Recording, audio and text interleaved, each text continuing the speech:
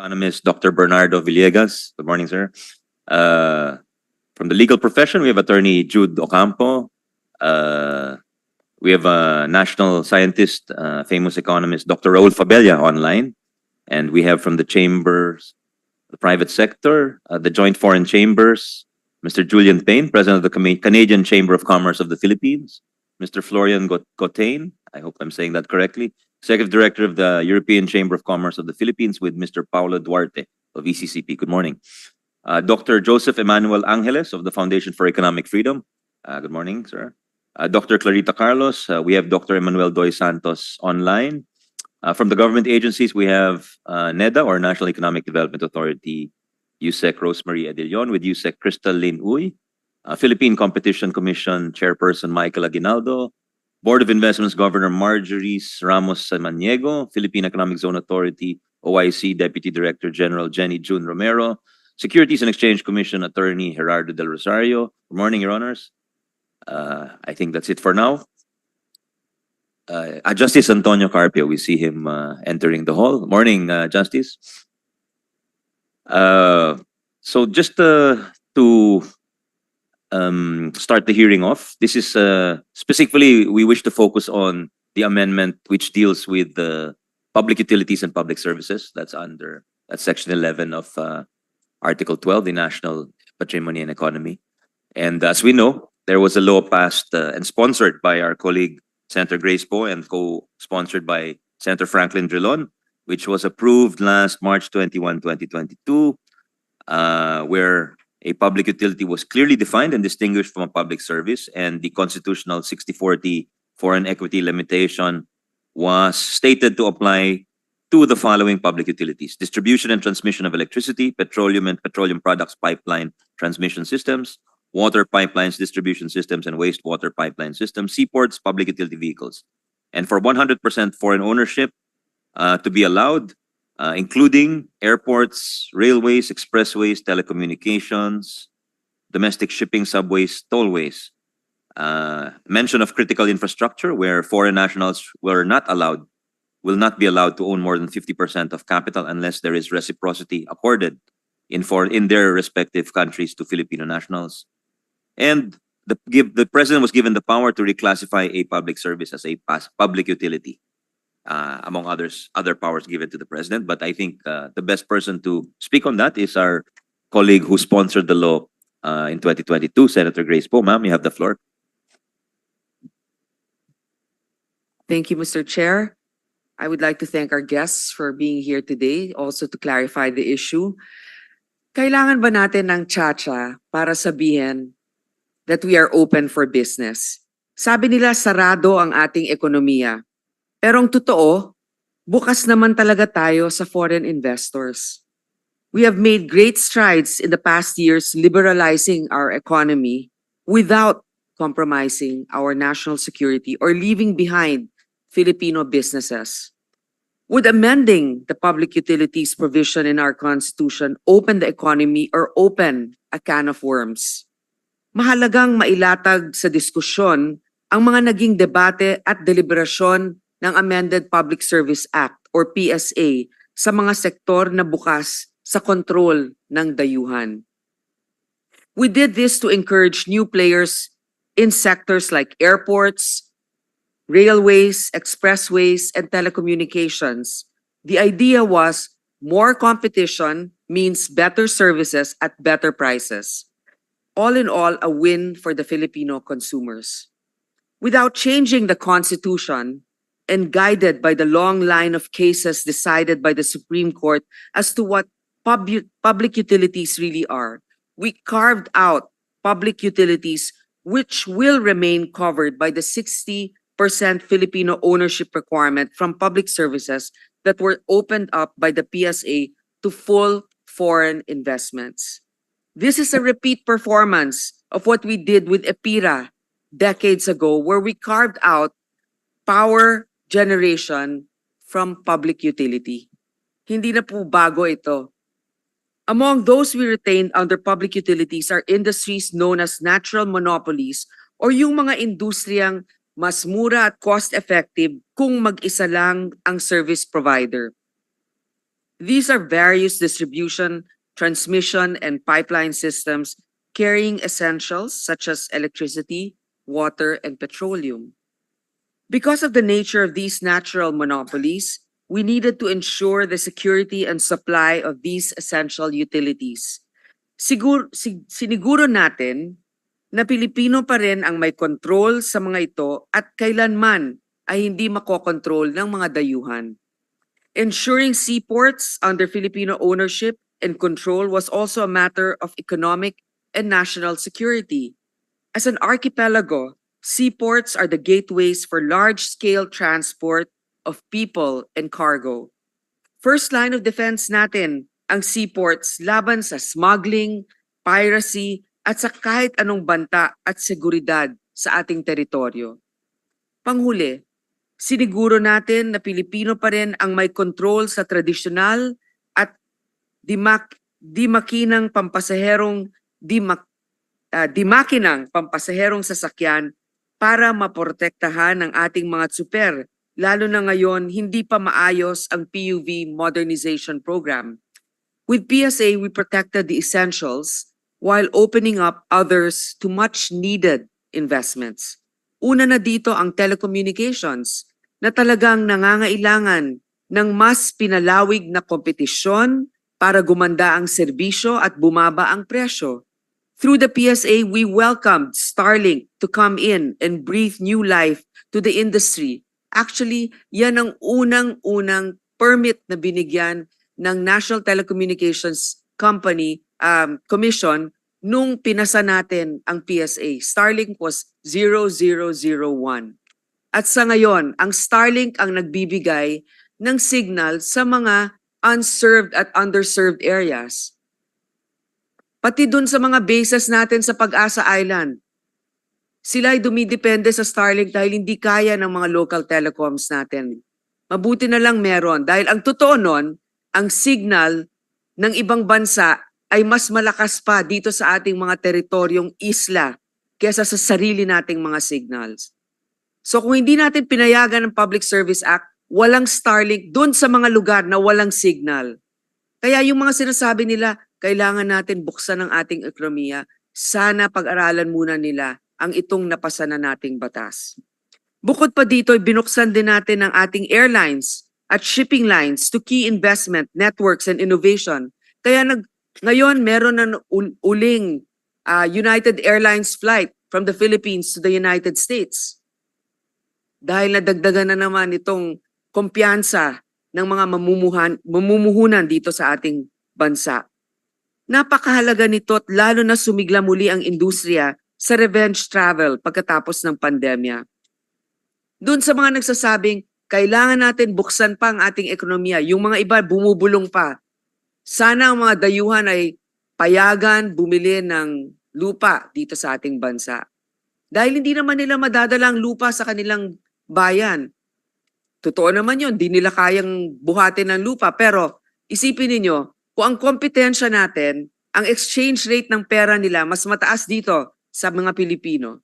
Paano na yung mga bagong graduates natin? Paano na yung mga middle class? Makikipagkompetensya. Nung dumami nga ang POGO dito, naging napakamahal ng mga single units dito sa paligid ng Senado na ang aming mga staff na kung ikukumpara mo, mas malaki na ang sweldo kasi sa iba, ay nahihirapan pang magrenta o bumili ng unit. Bubuksan pa natin para sila ay makabili dito? Tignan din natin ang ating mga paliparan on how these can be revitalized through proper capital. We expect to see this realized in the upcoming NAIA rehabilitation. Kung titignan ninyo ang mga bidders natin dito sa NAIA, kasama dito yung mga nag-ooperate ng Incheon Airport, nag-ooperate ng airport sa Singapore, nag-ooperate ng airport sa Indonesia at sa New Delhi. Sapagkat na niliberalize na natin itong airport sector. As we opened up these sectors, we also placed safeguards to protect our national security and interests. For example, we banned corporations owned by other governments from investing in public utilities and critical infrastructure. Halimbawa na lang, yung isang banyaga na kontrolado ang kanilang mga kumpanya ay hindi pwedeng magmay-ari ng telecommunications dito sa ating bansa. Di ko nababanggitin, alam ninyo kung sino yan. Nalagay din dito na tayo ay may reciprocity requirements for critical industries para patas ang kalakaran. Halimbawa, dito sa Pilipinas, pinapayagan natin 100% ownership ng telecommunications. Pero sa ibang bansa na gusto mag-invest dito, hindi naman nila tayo pinapayagan, hindi din natin sila papayagan dito. Diba? Para meron din tayong proteksyon para sa atin. More importantly, binigyan natin ng kapangyarihan ng ating presidente na isuspend o pagbawalan ang kahit na anong transaksyon or investment na magbibigay control sa dayuhan sa isang public service kung ito ay may banta sa ating national security. So kung meron tayong isang bansa na pinagdududahan, kahit na sabihin natin bukas ang ating ekonomiya, pwede nating sabihin, sorry, kayo, hindi namin, wala kaming kumpiyansa sa inyo. Alongside PSA, we are positioned to attract foreign investments through the amended Foreign Investments Act and the Retail Trade Liberalization Act. The amended IRR of the Renewable Energy Act now allows up to 100% foreign investments in renewable energy resources. Filipino companies have partnered with foreign investors for the Mabini Wind Power Project in Batangas and solar power projects in the Pampanga Ecozone. While new investors are coming in, we have yet to see the full benefits of these laws. Sa makatuwid, bukas na ang ating ekonomiya. We have done so, as said by our esteemed statesman, former Senator Frank Drilon, without violating or amending the Constitution.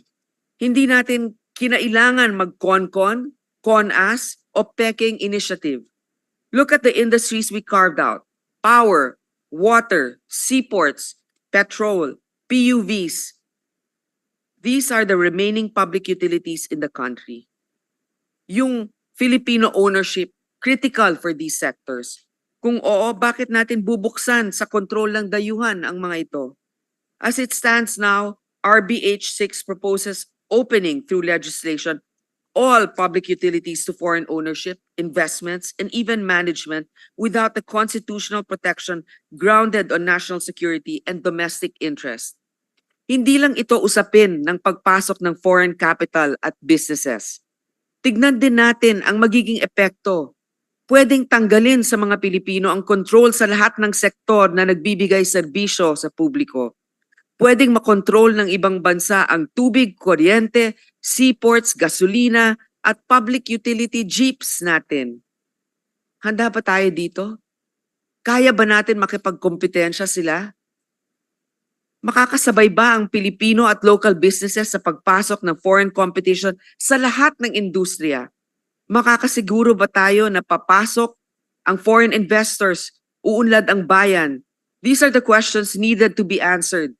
Nasa pag-amyenda ba ng konstitusyon o palagi na nating sinasabi, nasa pagpapalakad ng ating mga ahensya, pagbawas ng korupsyon kung hindi man tanggalin ng todo-todo, at paglimita ng bürokrasya. Amending the Public Service Act took several congresses and decades of data gathering and study, countless hours of debates, interpellations, amendments, and discussions were poured in to craft just one particular carving out in our Constitution. Talagang pinag-aralan natin ang pangangailangan at epekto ng pagbukas ng bawat sektor. Kung dumaan sa butas ng karayom ang 86-year-old Public Service Act, mas lalong kailangan nating masunod, masuyod ang pag-amyenda ng ating 37-year-old na saligang batas. Kaya maraming salamat sa inyong pagdalo ngayon para liwanagin ang ating diskusyon ngayon at sa ating chairman sa pagpayag na magbigay ako ng pangbukas para dito sa ating diskusyon ngayong araw. Salamat po. Thank you very much, Senator Poe, for expounding on the law she sponsored, the public services, the amendments to the Public Services Act, which are very relevant to today's discussions. We'd like to acknowledge also the Deputy Minority Leader, the Chair of the Senate Committee on Women and Children, Senator Risa Ontiveros. Good morning, ma'am. As well as other guests who have just arrived. Department of Finance Undersecretary Bayani Agabin. Morning, sir. DTI Undersecretary Fita Aldaba. Morning, ma'am. From the Australia New Zealand Chamber of Commerce, Kimi Sui Duar. Morning. I hope I said that correctly. The ICT Assistant Secretary Renato Paraiso. Morning, sir. I think that's it. So we'd like to turn it over to our colleagues, Senator JV, if you have any, Senator Risa, any opening remarks before we turn it over to our guests, please. Yes, thank you, Chair, and salamat din and JV. Magandang umaga po muli sa ating lahat. Maiksi lang po dahil pagpapatuloy lang ng hearing, pero siguro magbibigay na ako ng preview ng aking mga concerns. Ayon mismo sa ilang resource persons sa huling pagdinig, Chacha is divisive and is not worth it. And I agree with them.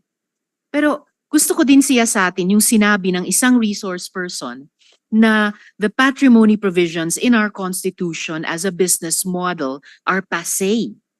Laos na ba talaga ang ating saligang batas na nangangalaga sa pang-Pilipinong likas at gawang yaman?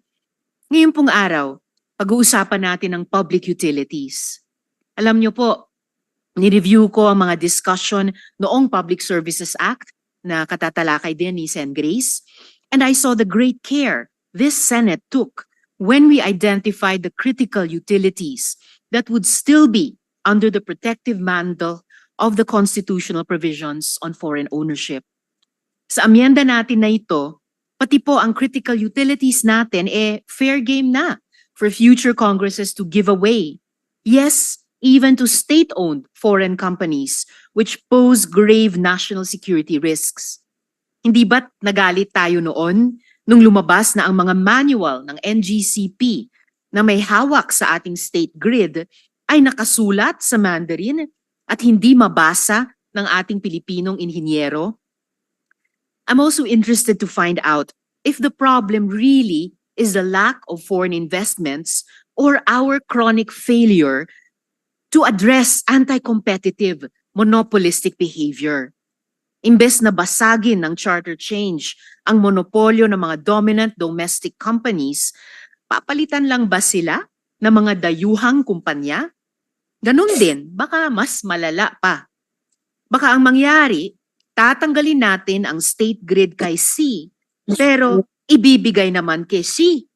Sa gitna ng malalang alitan sa West Philippine Sea. Naalala ko ang mga ito. At naalala ko ang aking tito, the late nationalist economist Alejandro Lichauco, na sinabing imposible ang pag-unlad ng bansa kung kontrolado ng dayuhan ang ekonomiya na bumubuhay dito. A nation that is poor, dependent, exploited, and oppressed by others, he warned, quote, can only have a population of farmers and workers similarly poor, dependent, exploited, and oppressed, closed quote. Salamat po, Mr. Chair, and I'm ready to engage later. Yes, thank you, Senator Risa. Senator JV. Yes, thank you, Mr. Chair. Anyway, we're here to listen, of course, our resource persons, but I guess our two colleagues have already set the tone on what we want to find out. The Public Services Act was really scrutinized by the Senate and made sure that under our chair, Senator Grace, that it would be for the benefit of the Filipino people to improve our utilities and other infrastructure and others. Likewise, Mr. Chair, we just recently passed the public partnership, public-private partnership code, no, which are all intended to improve our services, infrastructure, energy, and utilities here in the Senate. I think we just have to give these measures the chance that to be realized. So is it really charter change really needed at this point now that these two legislations were already passed, which are intended to improve our utilities and others? Mr. Chair, of course, our energy and infrastructure has really fallen behind. We have fallen behind our ASEAN neighbors. These are requisites for industrialization and development. The high cost and efficient supply of energy really has really hindered our growth, and we're hope. But as mentioned by our chair committee on public services. PIRA was enacted in 2001, wherein the Napocor power plants, power generation, transmission, distribution were privatized and was intended to foster to encourage competition. Ang nangyari lang po, yung privatization ang natuloy, yung presyo ng kuryente remained high. Kaya nga sabi, ipira, mukhang ipinera.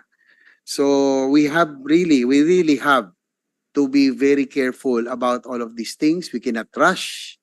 We cannot put deadlines. No, we cannot be pressured because it's not very easy to amend the constitution. No? And so we cannot make mistakes, Mr. Chair. So I agree with you that we will have to be very careful about it.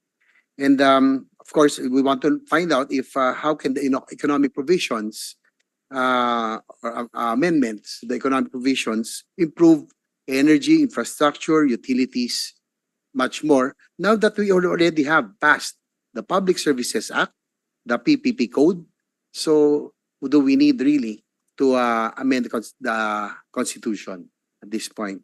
So, Mr. Chair, again, I would like to listen to our resource persons so that we will have a better appreciation of the things that will be taken up today. Thank you. Thank you very much, Senator JV. Now we'd like to again thank you to our distinguished guests for coming. We'd like to turn it over to our framers of the 1987 Constitution, starting with Commissioner Sarmiento, Dr. Villegas, Justice Carpio afterwards, and Dr. Fabella in that order. So, Commissioner Sarmiento, thank you for coming, sir. You have the floor. Thank you very much, Senator Sani Angara and the distinguished senators.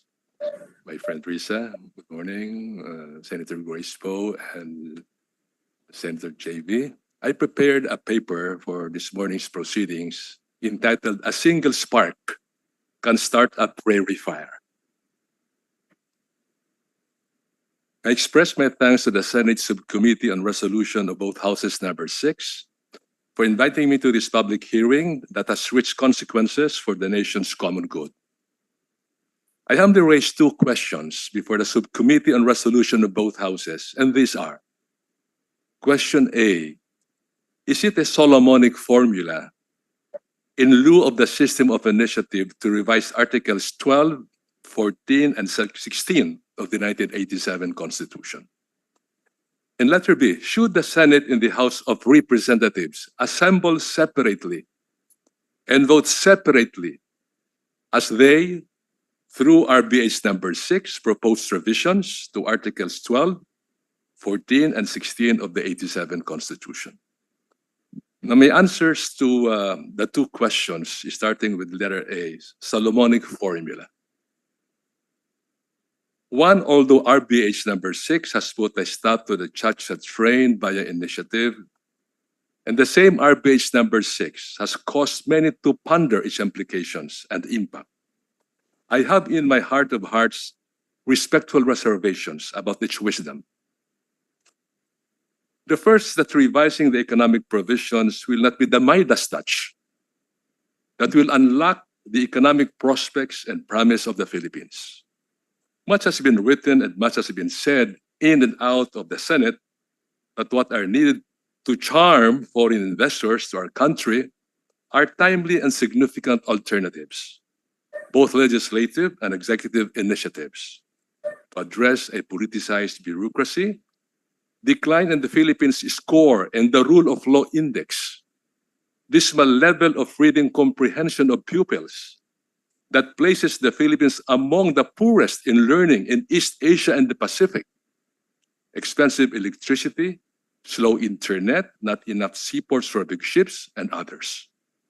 Next, moreover, and equally important, Your Honors, for the country's economy to soar high is to unlock the immense human potential and possibilities of Filipinos, their greatness, by further fleshing out the 26 social justice and human rights provisions in the 87 Constitution that start with, quote, the state shall.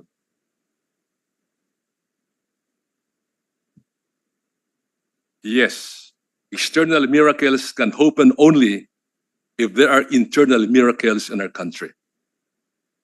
They both apply to nations and to individuals. Second, revising the economic provisions will be a spark that can start a prairie fire of succeeding amendments concerning political, judicial, social justice, and human rights provisions. After the first 10 amendments to the 1787 Constitution were ratified, more than 11,000 amendments to the U.S. Constitution had been proposed, though only 27 had been ratified. These ratified amendments are inclusive of political, judicial, human rights, and economic issues. The Constitution of India, when it was ratified in 1949, as of September 2023, 106 amendments had been introduced. A spark that is the revision of economic provisions can start a prairie fire of more amendments in the future. My answer to question B about separate assembly and separate voting. Section 1, Article 17 of the 87 Constitution states, quote, that any amendment to or revision of the Constitution may be proposed by 1, the Congress upon a vote of 3/4 of all its members, or referring to initiative. The present Constitution does not say the Congress in joint session assembled, voting separately, may propose amendments in this Constitution, which was provided in Section 1, Article 15 of the 1935 Constitution.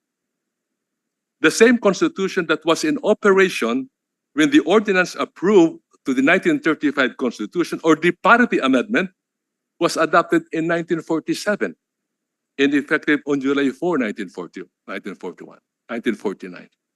So ibig sabihin po, ang pinagtutungtungan ng parity amendment is the 1935 Constitution, which provides joint session assembled. The same basis of the decision in Matibag versus Lopez Vito. The 1787 Constitution, the oldest written constitution, which is the model of the 35, 43, 73, and 87 constitutions, and many modern constitutions in the world, declares that an amendment may be proposed either by Congress with a 2/3 majority vote in both houses and the Senate, or by a convention called for by 2/3 of the state legislatures. Now, proposed amendment from the U.S. Congress through a joint resolution, as in our case, is done by the Senate and the House of Representatives, processing the joint resolution like a bill, introduced in either house under the standard legislative process.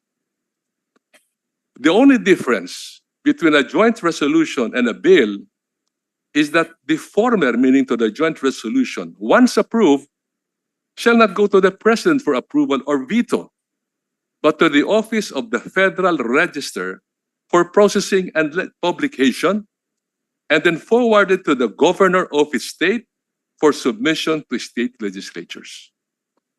So, separate assembly, separate voting in the U.S. Congress.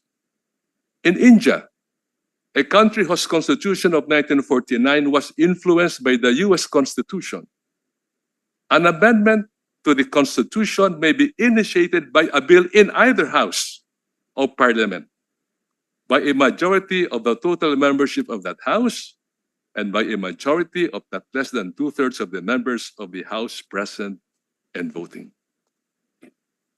Separate assembly, separate voting.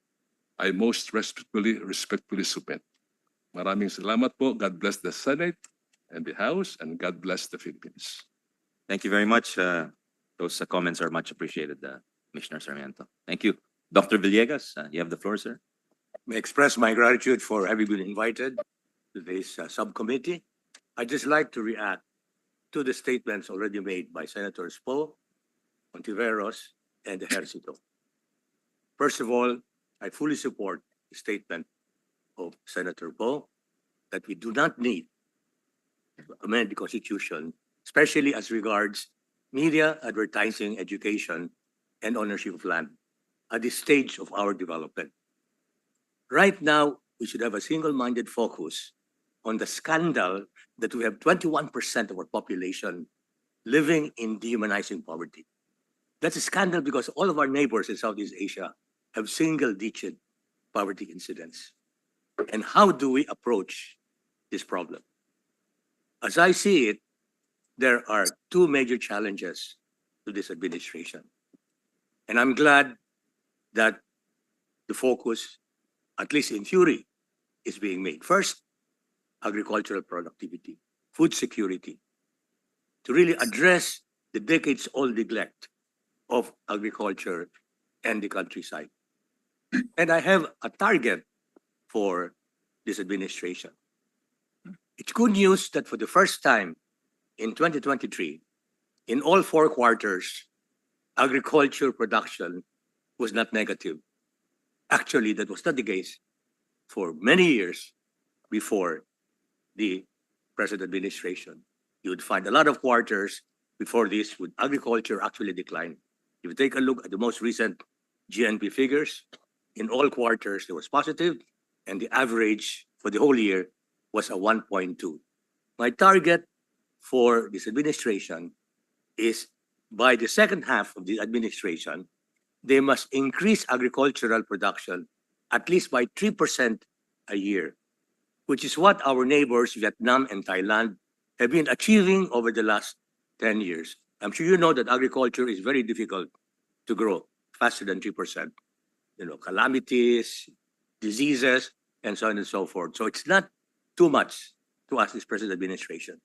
And I see that they're laying the foundation for farm consolidation, diversification of products, digitalization, and industrialization. These are the strategies that I support. Now, they will not in any way change the potential of growth, which this present administration has to achieve at least 8% before their administration is through. As you very well know, NEDA has always been talking about as high as 8%. And I think that is possible, number one, if we grow agriculture at least 3% per year. And most importantly, and it's an answer to Senator Ontiveros, we get $15 to $20 billion worth of foreign direct investments, which are very essential in today's circumstances. I'm sure those of us who look at the gross national product data know that we are also notorious for having the lowest savings rate in this part of the world. We save only 10% of our GNP. Do you know what is the average among our neighbors? Anywhere from 25 to 35%. Actually, China saves more than 35% of their GNP. Therefore, we have very little capital to invest in long-term infrastructures and other essential projects. That's why, yes, today we need to attract. And again, I set a target of $15 to $20 billion every year. And it was good news that we just heard that out of the $72 billion pledges that President Marcos has been obtaining in all these trips, $14 billion have actually already been implemented.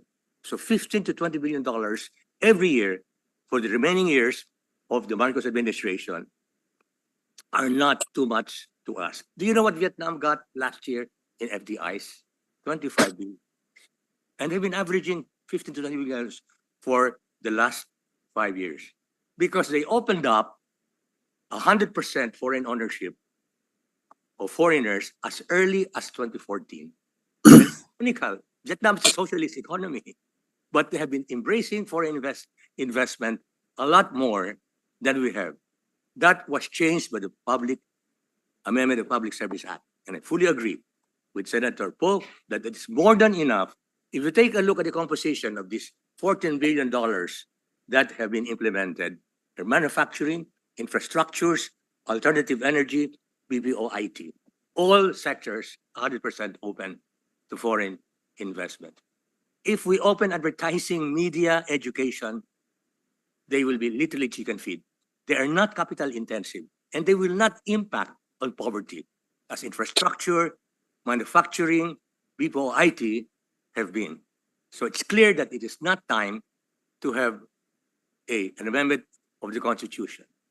Finally, let me say that from all the road shows that I've been conducting over the years, and that's what I've been doing most of the time, going with private sector people, with trade chambers, going to Spain, Japan, and others, my feedback is those who want to invest in agriculture here do not require land ownership. They always lease their land. And right now, what we need are more Del Montes, Doles, into mangoes, avocados, coffee, cacao, bamboos. That's the way to increase agricultural activity in a significant way. The government has to focus on helping the small farmers. Yes, practically all the resources of the government should be focused on helping the farmers because they are the poorest of the poor. But that is a poverty eradication initiative. It doesn't impact so much on productivity. Productivity will be improved if we have what is now happening happily, more and more large corporations, the Pagilinans, the Bengets, the Consunihis, the Renzos, are investing in large tracts of land for coconut, for bamboos, for palm oil. And in fact, I see this as an accomplishment already of this present administration.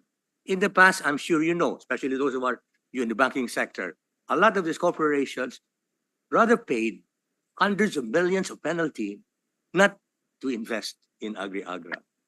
Now, that mood has changed. More and more of large corporations see profit as possible in agriculture.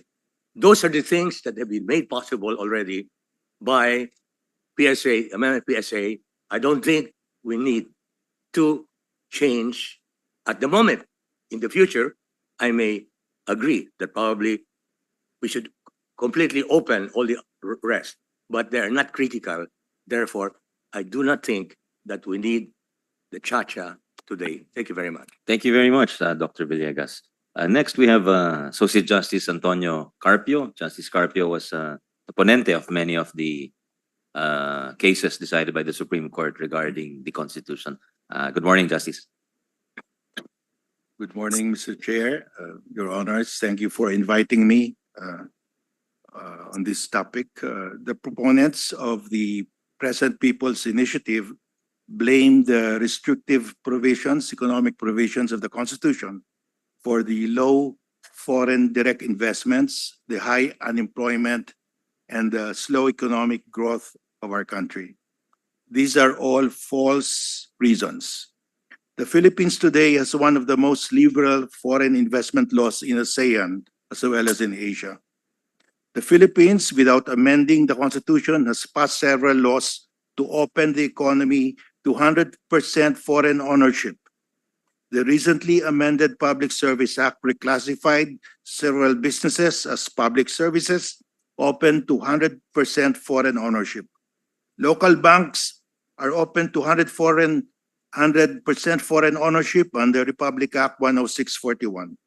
Retail trade is open to 100% foreign ownership under the amended Republic Act 8762, subject, of course, to reasonable minimum requirements on capital. And the generation of renewable energy, solar and wind, has just been opened to 100% foreign ownership under the DOE circular amending the IRR of Republic Act 1995-13. So it's not even a law. In particular, the amended Public Service Act allows 100% foreign ownership in telecommunications, air, sea, and land transportation, except PUVs, and airports. Power generation has always been open to 100% foreign ownership for the longest time. There appears to be a lack of understanding by our national leaders of the extent of foreign ownership under the law of businesses in our country. In an interview, President Marcos Jr. declared that he wants to open the economy to foreign investments, and I quote, except in critical areas such as power generation. Power generation from coal, oil, and gas plants has been open to 100% foreign ownership for the longest time. The Supreme Court has also allowed 100% foreign ownership of power generation from dams or hydropower plants. President Marcos Jr.'s own Department of Justice and Department of Energy have recently allowed, through a mere implementing guideline, 100% foreign ownership of power generation from solar and wind, which is, as natural resources are under the Constitution, owned by the state. Let us compare the foreign investment laws of the Philippines, China, and Vietnam on telecommunications. Under the amended Public Service Act, foreigners can own now 100% of telecom companies in the Philippines. China at present only allows 49% foreign ownership in landline and cellular phone companies. Vietnam also allows only 49% foreign ownership in landline and cellular phone companies. On land ownership, let us look at our neighbors, China and Vietnam. Even their own citizens cannot own land. Their own citizens can own only a leasehold for 75 years. In Thailand, foreigners cannot own land, but there is a small exception, up to 1,600 square meters, but only if there is a treaty with another country allowing Thai people to buy land in that other country. And there is no such treaty at present. So in Thailand, foreigners cannot own land. In Indonesia, foreigners cannot own land. They can only acquire a leasehold. So we are better because we allow a corporation 40% owned by foreigners to own land. And frankly, land ownership is not a requirement for investors to invest in a country. If you are a manager, you're sent to the Philippines and you recommend to your board in New York that you should buy the land on which your plant is going to be built, you will be fired because you don't have to spend that much to use the land. You need only 25-year lease, and you don't want more than 25-year lease because in 25 years, the labor situation might change. The labor in the Philippines could be more expensive than the next country. So they don't want to buy land actually, foreign investors who are engaged in manufacturing.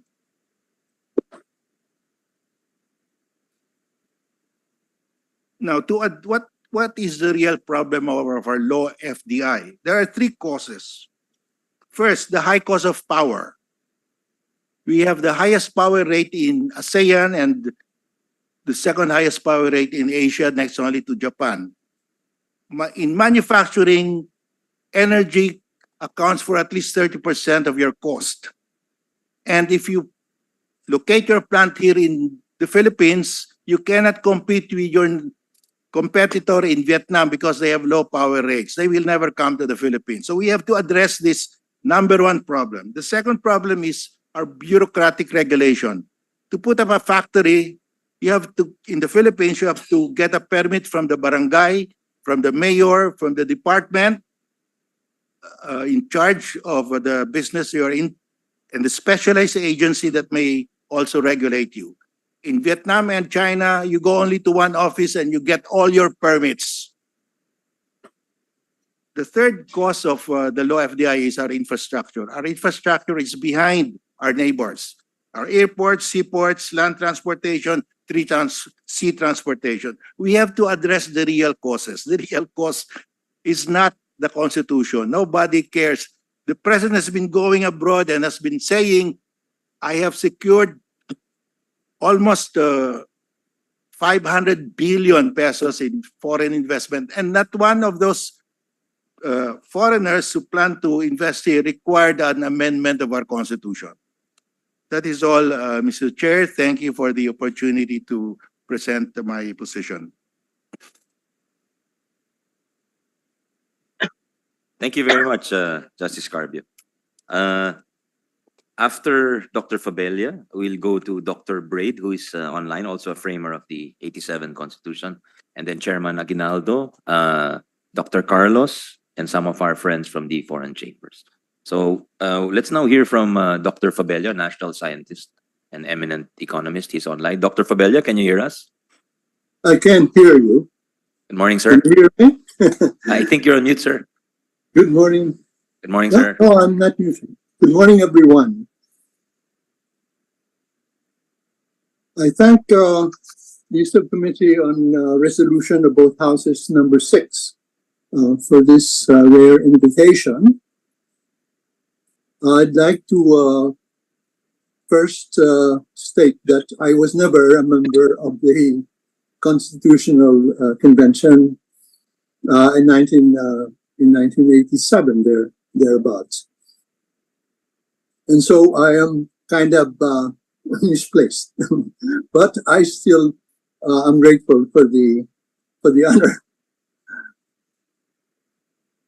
Yes, I am in favor of lifting the constitutional restrictions on foreign ownership, Section 11, Article 12. And I, of course, prefer the quick a cha-cha process as possible.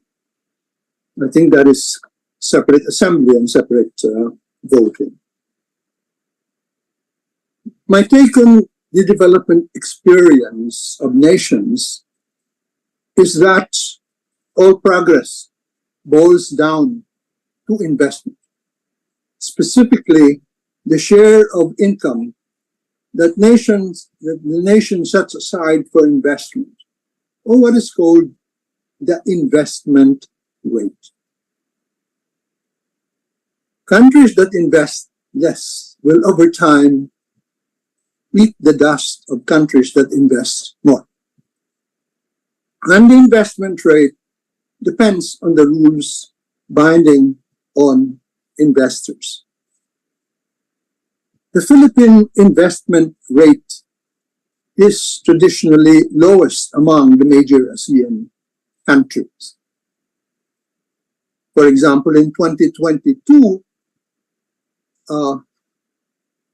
our investment rate was 22.4% of GDP. Vietnam had 33%, Thailand had 27.9%, and Indonesia had 29%. We, by contrast, but 2022 was a typical year over the last 4 decades. The People's Republic of China, as has been mentioned in some years past, had investment rate hovering around 50%. By contrast, we as a nation have privileged consumption over investment in our life. Government has been the cheerleader in our national consumption binge. Our government capital outlay was less than 5% of GDP for most of those 4 decades. While it was between 6 to 10% of GDP among our ASEAN neighbors, and of course higher in China. We have, in other words, an anti-investment ecology. 3 years after CREATE number 2, our investment rate hardly breaches 25%. The task before this generation and this administration is to reverse this downward march to the bottom of the investment ladder. There are many reasons why our investment rate is abysmal. We have closed many economic sectors from investment, both local and foreign. Agriculture was closed for all that time from large private investors because of the property rights shambles stemming from the land reform program. Mining and forestry were from time to time forbidden destination for domestic, private, and foreign investments. The 6 billion Tampakan gold and copper mine project is still in limbo 40 years later after it was initiated. The constitutional restriction on foreign ownership adds to these anti-investment ramparts, which together signal to the world our national fundamental discomfort with investors either foreign or local. And when we opened up to foreign investment, we chose the foreign investment where the Constitution was silent. In the 1990s, we opened the capital account ostensibly to attract foreign investment, but all we got were the dregs among the investors. I mean, portfolio investment, or more pejoratively called vulture capital. Foreign investment in financial assets and equities that are here today, gone tomorrow, after they have cleaned up, without any appreciable impact on employment and output. We need direct foreign investment, especially in manufacturing and infrastructure, which create long-term employment and income, not portfolio investment. So the lifting of the restrictive rules will not itself reverse the investment rate downward trend. We will still need better rule of law, lower power costs, better logistics infrastructure, less signatures for investors as part of our pro-investment ecology. One area where the lifting of these restrictions can improve things is in the quality of foreign investors. Now, let me explain that a little bit. I attach it to what I call the flavors of credible commitment. We know from the economics of contracts that when you have a deficit in reputation for performance, you break the spell by offering what is known as credible commitment. Those are facts on the ground that are costly to take back. In the Shogun era in Japan, daimyos or lords would have to leave their families in the capital as a bond that they are not going to rise up against the shogun in their far-flung hands. Newbies in a new car marketing offer longer repair or replacement guarantees to overcome reluctance with plunging into the unknown. Now, I recognize the correctness of what Senator Grace and Supreme Court Carpio has told us. We have chipped away at some deleterious hurdles through some laws or amendments thereof, such as PSA and RTL. But laws are easy to reverse. The more credible signal of our commitment to be open is the lifting of the constitutional limits, since constitutional provisions are more difficult to change. We have been talking about changing the Constitution for over 40 years. Let me recall the worldwide excitement or to-do over the People's Republic of China's amending its constitution to legalize private property. So the more credible the commitment, the better for investors. Purging the constitution of restrictions on foreign ownership can therefore raise the pool of and improve the quality of foreign investment, especially from those jurisdictions which have very strong rules against corruption, against contracting in corrupt practices. And it should lift the age-old impression that the Philippines is at heart suspicious of foreign investment. Now let me return to Article 12, Section 11, that is being discussed. This is a policy instrument, not a value, it's a policy instrument that framers thought may advance national welfare. The unspoken premise that native-born capitalists are better stewards of national patrimony than foreigners But I propose that this is an article of faith. This is not a demonstrated fact. So we can debate how much DFI we lost as a consequence of Section 11, Article 1. What is not debatable to me is how much it has cost us in one particular case. Consider the Terminal 3 Philippine International Air Terminals Company Incorporated, that's PIATCO, scandal. The construction of Terminal 3 attracted foreign interests, among them, of course, Fraport. But the ownership restriction on foreign ownership means that the foreign interest cannot own and run the facility.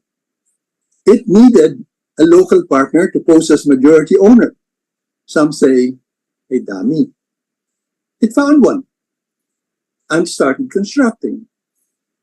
But the local partner was embroiled in corruption cases, leading to lawsuits that caused completed Terminal 3 in 2002 to be mothballed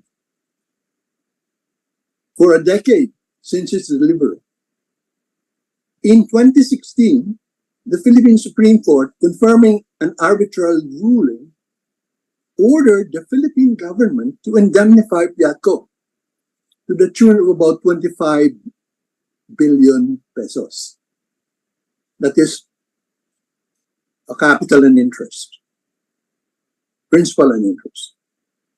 Had the ownership restriction not been there, Terminal 3 would have been run and earning since 2002, and the 25 billion indemnity would have been avoided. 25 billion pesos was the real cost of the foreign ownership restriction in just one case, in just this case. So I concur with the proposal to lift Section 11 of Article 12, and indeed, if you insist, indeed all other policy instruments such as CARP, masquerading as basic values in the 1987 Constitution. Will the lifting of these provisions create a tsunami of foreign and domestic investments?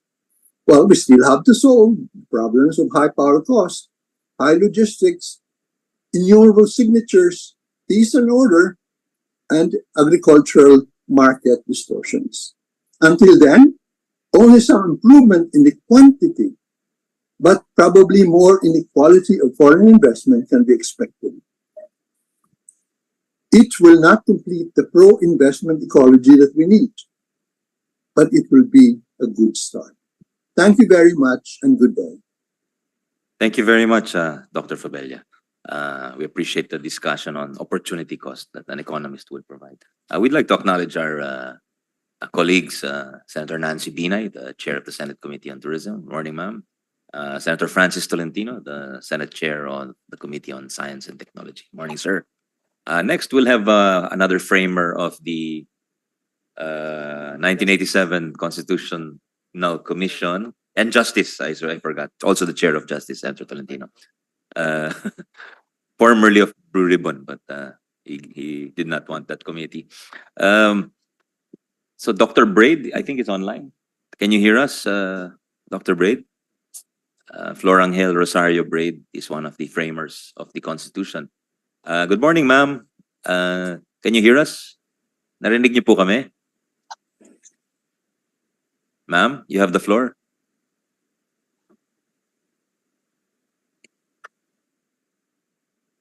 Ma'am?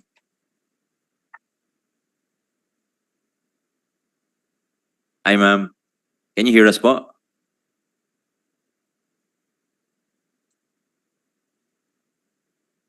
Maybe we'll ask the staff to liaise with her and we'll get back to her. We'll hear from Chairman Mike Aguinaldo. Morning, sir. Thank you for coming. Hey, good morning. I'm on Zoom. Yes, ma'am. Go ahead. Go ahead. Thank you, Chairman. Yeah. Go ahead po. Thank you for the privilege of sharing some memorable moments in history 38 years ago, our past two colleagues have ably discussed the present predicament, but I shall bring you back to the drafting of the Constitution, of specifically Section 11 of Article 2.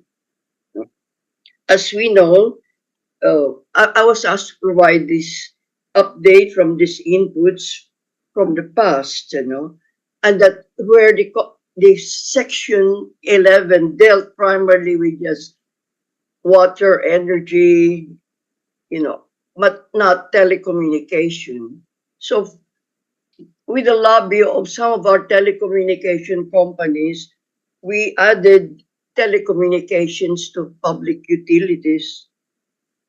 Um, the it in this, as we know, the section ensures that 60-40 ratio of ownership be given, 60 in favor of Filipino citizens. But as we found out later, many of the current telecom operators had violated the agreement. Specifically, let me just cite, PLDT was summoned because of, I think, 63% ownership, foreign ownership, where the voting rights were given to foreigners, and only about 37 to Filipino citizens. So this is anomalous, and so we hope that such practice will not continue. The amendment to this section was also to include all executives and managing officers shall be citizens of the country. We realize that maybe this phrase did not mean much in terms of voting rights, but it was a recognition of, past injustices, and also that many of the companies had brought in their own managing executives to the country. So I think the question I would like to address is why the acceptance. The past two speakers, I think we support each other, that we retain the provision on chapter 11, on chapter 12, on the 60-40 sharing, even a little more in favor of Filipino citizens.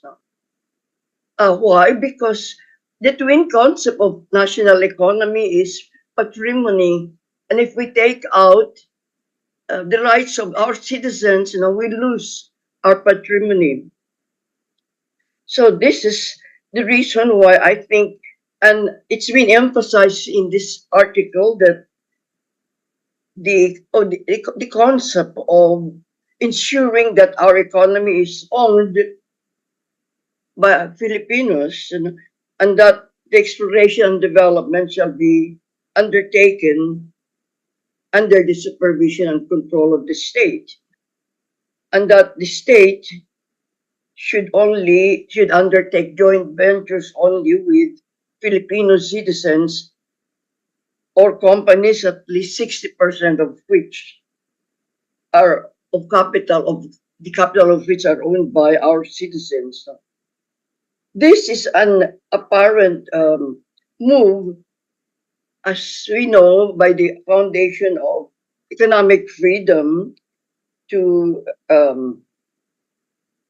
amend at least nine articles on economics, on the economic provisions of the Constitution.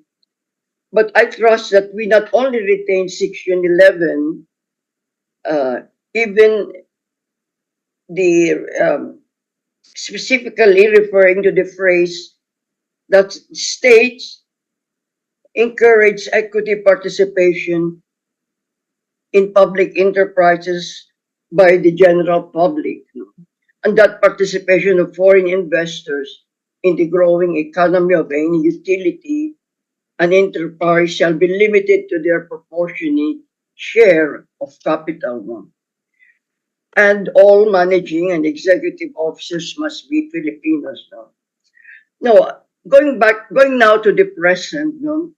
To us, communication theorists and practitioners, we are alarmed by the fact that there's a lot of misinformation and disinformation and fake news, and it is therefore extremely important to the state to protect its integrity, security, and national sovereignty. Communication technology can be utilized for the common good, and it won't be possible unless you are vigilant. We can lose what most important to our survival, no? Which is our natural resources, as well as our integrity and sovereignty, uh, especially now by allowing the continuing disinformation that could destroy our national fabric. I will not delve much into the uh, importance of communication technology or the role of communication in creating disinformation, which is now probably one of the worst travails of the country. No? So let us not focus so much on the lack of uh, needed capital, uh, which will come about if we are able to provide a more stable economic environment.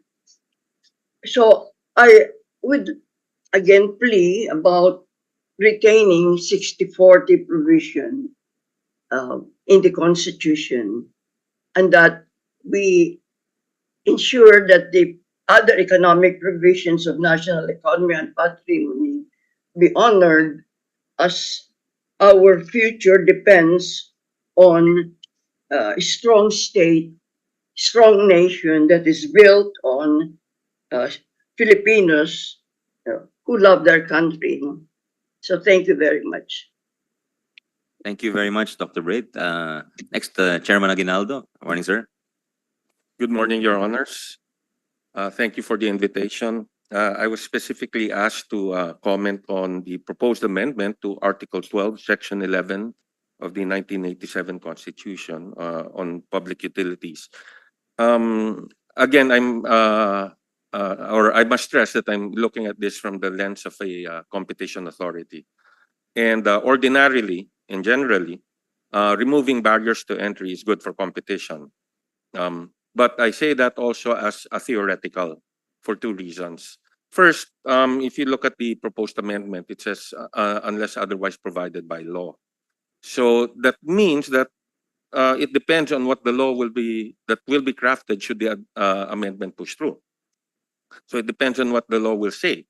Will it allow portfolio investment in these industries, or will it limit it to foreign direct investment? Will it limit it to companies that have a track record in that particular industry, or will they allow just any foreign entity to enter? So there are a lot of variables that can only be threshed out. And so that's why I say it's theoretical at this point, because we don't know what that will be. In fact, when you say unless otherwise provided by law, you could actually even increase the percentage, from 60 to 80, So a lot of it depends, and that's why it's theoretical. Secondly is, when you talk about effects of competition, you are looking forward. But at the end of the day, the proof is in the pudding. Okay, so recently we've had the PSA amendments, we've had retail trade liberalization, I think the second time already. And so you would only know the effects on competition from the implementation of these laws. And I guess at this stage, it might be a bit too early, especially for the PSA, since it's quite new. So that's why we would say in a theoretical level, yes, it would be good, but decisions are not based solely on competition principles. There are other principles that are involved, other things that you also have to look at. So I guess from a competition standpoint, in theory, yes, it would be removing barriers to entry would be favorable to competition. Yeah, thank you. Very much, Chairman Aguinaldo. Now we'd like to hear from Dr. Carlos, and after that, the Chambers of Commerce, and then Dr. Angeles, Attorney Ocampo, Dr. Santos, and Mr. Francisco, the President of BDO Capital. So, Dr. Carlos, please. Yeah, thank you very much. Good morning, everyone. I was taking down notes earlier as I listened to Senator Poe and Senator Ontiveros, and I'd like to address the issues that they have raised. I think I'd like to take off from the point of view of social scientists who's looking at this from a macro standpoint. So I will not go into the nitty-gritty because all my colleagues here have already addressed many dimensions of the issue. I think the first question of Senator Grace is, do we need to change the constitution to declare that we're open for business? And the quick and dirty answer there would be no, because you already are making so many legislative actions to open up the economy. But I think the challenge there is it opening up enough, or are we addressing really what we want to happen? Here, I'd like to go into a bit of epistemology, if you don't mind, which is, when you establish something and you say that you know something, that means you have identified the composite of variables which will bring about a particular result, isn't it? Now here, as I listen to the very intelligent comments around the table and those who are joining us virtually, and I noticed that we are not able to categorize our variables into most critical, less critical, and so on. In other words, we don't have an ordinal list where one is first, second, etc. And that one, as I agree with Dr. Fabella, cannot be an article of faith. It has to be empirically grounded. So however much we believe in these things, as a social scientist, if they are not empirically grounded, ay laway lang po yan. Okay, so I think because all the senators have their own research component, I would like them to pay attention to grounding all these claims. It's only if we have the hard evidence, the evidence conditions that will support them, that we can declare that we know something. That's the reason why you will notice we're shooting here, there, and everywhere. It's because we're not able to categorize them into the most important, less important, etc. Okay, of course, remember I've been part of the cabinet for X number of months as National Security Advisor. One of the things I put together there would be to present to our president in one cabinet meeting, I think it was late October or early November, a national strategy. Why do we need a national strategy? And this is where I had, had to cross swords with one of my colleagues, the NEDA head. Sabi niya, ba't mo pa kailangan national strategy? Andiyan na nga yung NEDA plan. Sabi ko, dinuro ko din siya. Sabi ko, bakit naman sa national plan mo wala man lang isang single line dan about national security? And because I was the vice chair of the NTF-LCAC also at the time, bakit wala man lang dyan nakatutok tungkol doon sa mga barangay natin at anong gagawin dito sa mga natitira pa na mga influence barangay? Wala talaga doon. I mean, i-google ninyo yan at saliksikan nyo yan. Okay, what am I saying? If we're just shooting here, there, and everywhere, and we don't have anything, a big picture that will crochet together, that will stitch together all these things, then we don't know what to do. In terms of konti na nga ang salapi mo, kung saan-saan mo pa nilalagay. Kapag the national strategy ka, pag konti ang salapi mo, alam mo, ito yung number one, yun ang una mong bigyan ng pansin. Ganun din siguro dito, no? Bakit tayo masyadong nag-rely sa foreign investment? What about domestic investment? Hindi ba natin nakita yung sinabi na nga, yung regulatory framework, sinabi ni Dr. Villegas kanina, kahit ang inyong mga domestic investor, ay sinasakal din ng over-regulation ng ating gobyerno. Parang ang unang assumption mo ikaw ay magnanakaw, saka mo na i-prove otherwise, no? Bakit ganon? In other words, well, we are so much banking in foreign direct investment. We should also bank on our local investors and talagang bigyan niya sila ng alagwa para talagang magawa nila ang kanilang ginagawa. Bigyan ko kayo ng example, no? My former boss here, Senator Tolentino at the MMDA, I was there with him since 2010 as one of his consultants for the traffic management. Dines namin, Senator, I don't know kung nakwento ko na sa iyo to. kung paano yung bureaucracy natin as been identified by other resource persons, no, is really one of the major obstacles to why no investment is coming in. Merong isang gripo dyan na nagtutulo, no? So sabi ko, ang bilis na, ang madali naman bumili ng gripo, parang 200 pesos lang. Sabi ko, sundan natin kung paano magbili ng gripo. Alam niyo ba kung gaano yun? 4 na buwan. Tinrace namin ito, Senator Tulin, 4 na buwan at 26 signatures para po makabili ng gripo. Gusto ko lang to make the point na the bureaucracy really matters. You have a Byzantine bureaucracy, and I have seen polls of foreign investors telling you that there are 2 major things, critical variables that matter to them, are Byzantine bureaucracy and the level of corruption. Yung ownership ko, that they don't matter. By the way, tama si Dr. Fabella. Ownership by Filipinos is an article of faith. It doesn't matter who owns it. Sabi ko nga sa telco, galing pa siya sa Jupiter, basta magpagawa siya talaga ng internet, okay lang. Does ownership matter? No, not anymore. In the university, we're telling our students, we're training you to be citizens of the world. We are breaking down all the boundaries of the artificial nation state. We already made commitments in ASEAN for regional integration. Why, for heaven's sakes, I was always so preoccupied on, keeping the nation state. It's one of the scourges of humanity, if I may say so. So, last point, yung Filipino first po, tama po si Senator Ontiveros. Pasay na po yan. It should be rendered obsolescent, no? Bakit Filipino first? Because once upon a time in the past, we tried to, to divest ourselves of all the colonial things that chained us, no, to the former colonial rulers of our country. Wag na po tayong Filipino first. No one study I have seen thus far has demonstrated quite creditably that ownership by Filipinos work. I challenge anyone here around the table, the social scientists. Meron bang ganyan? Wala po. Ownership doesn't matter. No?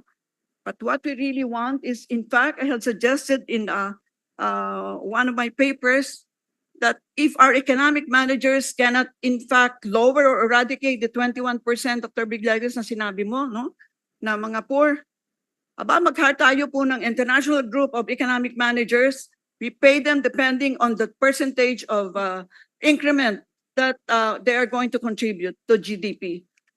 I know this is an iconoclastic viewpoint, but for God's sake, we have to be iconoclast now. We are the 5th most mineralized countries in the world. We have millions of professionals. We should be embarrassed that we have 21% who are poor. Tama ba, Dr. Villegas? Tama, di ba? So I think, let me go back to the issue of a national strategy. I address this also to the military. Several times they have asked me to help them design their strategy for the Air Force, for the Philippine Marines, etc. Sabi ko, saan ba kayo nakatukod yung strategy nyo? Meron bang National Defense Plan? O bungang isip nyo lang yan? Saan manggagaling yung National Defense Plan, Senator po? Hindi ba manggagaling yan sa National Strategy? Debuho yan eh. It's a big, big picture. No? And siguro lastly, sorry sa Senator Angara, medyo nagsosobra na ata ako sa time ko. Senator po, you mentioned something about banning certain countries from ownership. And are you referring to China? In the Public Service Act, any country that the President or the National Security Council views as a threat to us is actually eliminated from or banned from owning certain critical infrastructure, telecommunications, for example, I believe airports, etc. And also countries that don't reciprocate or allow us also the same type of ownership in their country would not be allowed. That's what, those are some of the safeguards we put as a compromise to those who are a little bit wary about this Public Service Act being open. Yeah, with all due respect, I agree with the reciprocity, but the first one I don't. Because if you have a strict regulatory framework, then it can be a to whom it may concern. So I think we should not ban XYZ, whichever country. So thank you very much. Mr. Chair. Thank you, Dr. Carlos. Senator Risa, yes. Salamat, Mr. Chair. Just a quick correction for the record. With all due respect, I certainly did not say that Filipino first is a passé policy. In fact, One I of your believe, source persons. I stand corrected. thank you, ma'am. In fact, I believe that Filipino first is a positive and dynamic principle in formulating and constantly updating our economic policy. And lastly, Mr. Chair, at this point, if 60 to 100% ownership in Filipino hands doesn't matter anyway in the big picture, then let's keep that in Filipino hands and work on the real problems identified both by those opposed to and supportive of RBH 6. Thank you, Mr. Chair. Thank you, Senator Risa. Mr. Chair, just a quick comment. Yes, I Senator would Cruz. like to thank also Dr. Carlos for bringing up something that we haven't really discussed in our minds being focused on foreign direct investments. It's true, local businesses are also suffering. What we're trying to do is we're actually hunting in the zoo, like the ones that are complying with the laws, paying taxes, are the ones being audited, while the ones that are in the informal economy getting away with so much, we don't focus our attention on. So thank you for bringing that up. Thank you, Senator Risa, Senator Poe. It's definitely we're not abandoning the Filipino first. In fact, Congress just passed the Tatak Pinoy strategy, which is an attempt at industrial policy, albeit somewhat belated for the region. No? Sponsored and authored by our chairman. Thank you for the salamat sa patalastas. Thank you. Thank you. We'd like to Senator, just make a final comment. As a social scientist, I'd like an article of faith to have empirical evidence. We cannot work on an article of faith. Filipino first policy should be rendered obsolescent. Thank you. Thank you for your opinion. We'd like to hear from Mr. Julian Payne, the president of the Canadian Chamber of Commerce, who's been our guest in the past for the CREATE law and the other investment laws. Morning, sir. Good morning, Mr. Chairman, honorable senators. I'm going to speak on behalf of the Joint Foreign Chambers of Commerce. Then I will make one brief comment on behalf of the Canadian Chamber of Commerce. And I have some colleagues here from the European Chamber and the Australia, New Zealand, who may wish to add some. First of all, we thank the subcommittee for inviting us to comment on this resolution. We're honored to respond to the committee. The Joint Foreign Chambers of Commerce of the Philippines is a business advocacy coalition. We know that. It supports and promotes open international trade, free investment, and improve conditions of business. That's what we advocate. We don't advocate anything more. That's where we focus. The Joint Foreign Chambers of Commerce supports the easing of restrictions on foreign direct investment wherever this is possible. And I'll make a caveat to that in a moment. We are of the opinion that the removal of economic restrictions would facilitate increased foreign direct investment in sectors where such investment is currently restricted. We recognize that the government's mandate and indeed duty in all countries is to protect national interests through some restrictions on FDA. That happens in every country. In this respect, that we note that most national economies, this interest is protected by use of legislation or executive action, not in constitutions. The advantage of using legislation or executive action is that with these forms of regulation, both the legislature and or the executive can quickly adjust to changing business conditions and the international environment. Whether this is required by changes in technology, treaties, or just new opportunities for business. In recent years, the Congress, in its wisdom, has done just that with respect to amendments of PSA, the Foreign Investment Act, the Retail Sales Legislation Act. Our neighbor country, Indonesia, opened more than 200 sectors to foreign investment, again by the same technique. We have noted various past proposals to remove constitutional restrictions to foreign investment, including removing these altogether, or as an alternative, to insert the phrase, unless otherwise provided by law, as proposed by the resolution, for sectors advertising, basic education, and so on. This second alternative provides the Congress the power to adjust restrictions as it deems necessary. While the second alternative may not be as strong a signal to foreign investments as the first, it makes possible, if the Congress so decides, to further ease restrictions or not that would facilitate foreign direct investment. The Philippine economy is now more integrated with the global economy than it was over 30 decades ago. The country has joined the WTO, the ASEAN Economic Community, and RCEP most recently. It has free trade agreements with Japan, Korea, European Free Trade Association, and will probably need to negotiate further FTAs, such as with the Comprehensive Trans-Pacific Partnership. To remain competitive and to exploit these opportunities for the Filipinos. Many of these developments emphasize the need for free movement of capital and a level playing field between foreign and domestic investors. And that gets to the core of the question of the economic provisions. That is the statement of the JFC. I would like to make one comment on behalf of the Canadian Chamber. It seems to us we have two questions before us, and they're quite distinct. One is the question of restrictions in various sectors or not. This was made a point by Attorney Aguinaldo. It could range from 100% to 0% in any sector. The second question is quite a different one, is where are the restrictions going to be set? In the Constitution or in legislation? Now, the reality of the business world today is things are changing very rapidly. 30 years ago, we did not have online education. We did not have online advertising. The conditions have changed, and they will change faster and faster as we move forward.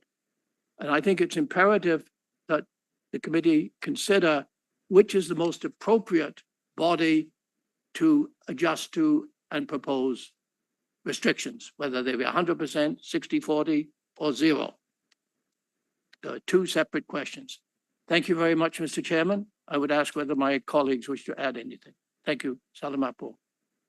Yes, Mr. Florian Gotain, the Executive Director of the European Chamber of Commerce. Thank you, Mr. Payne.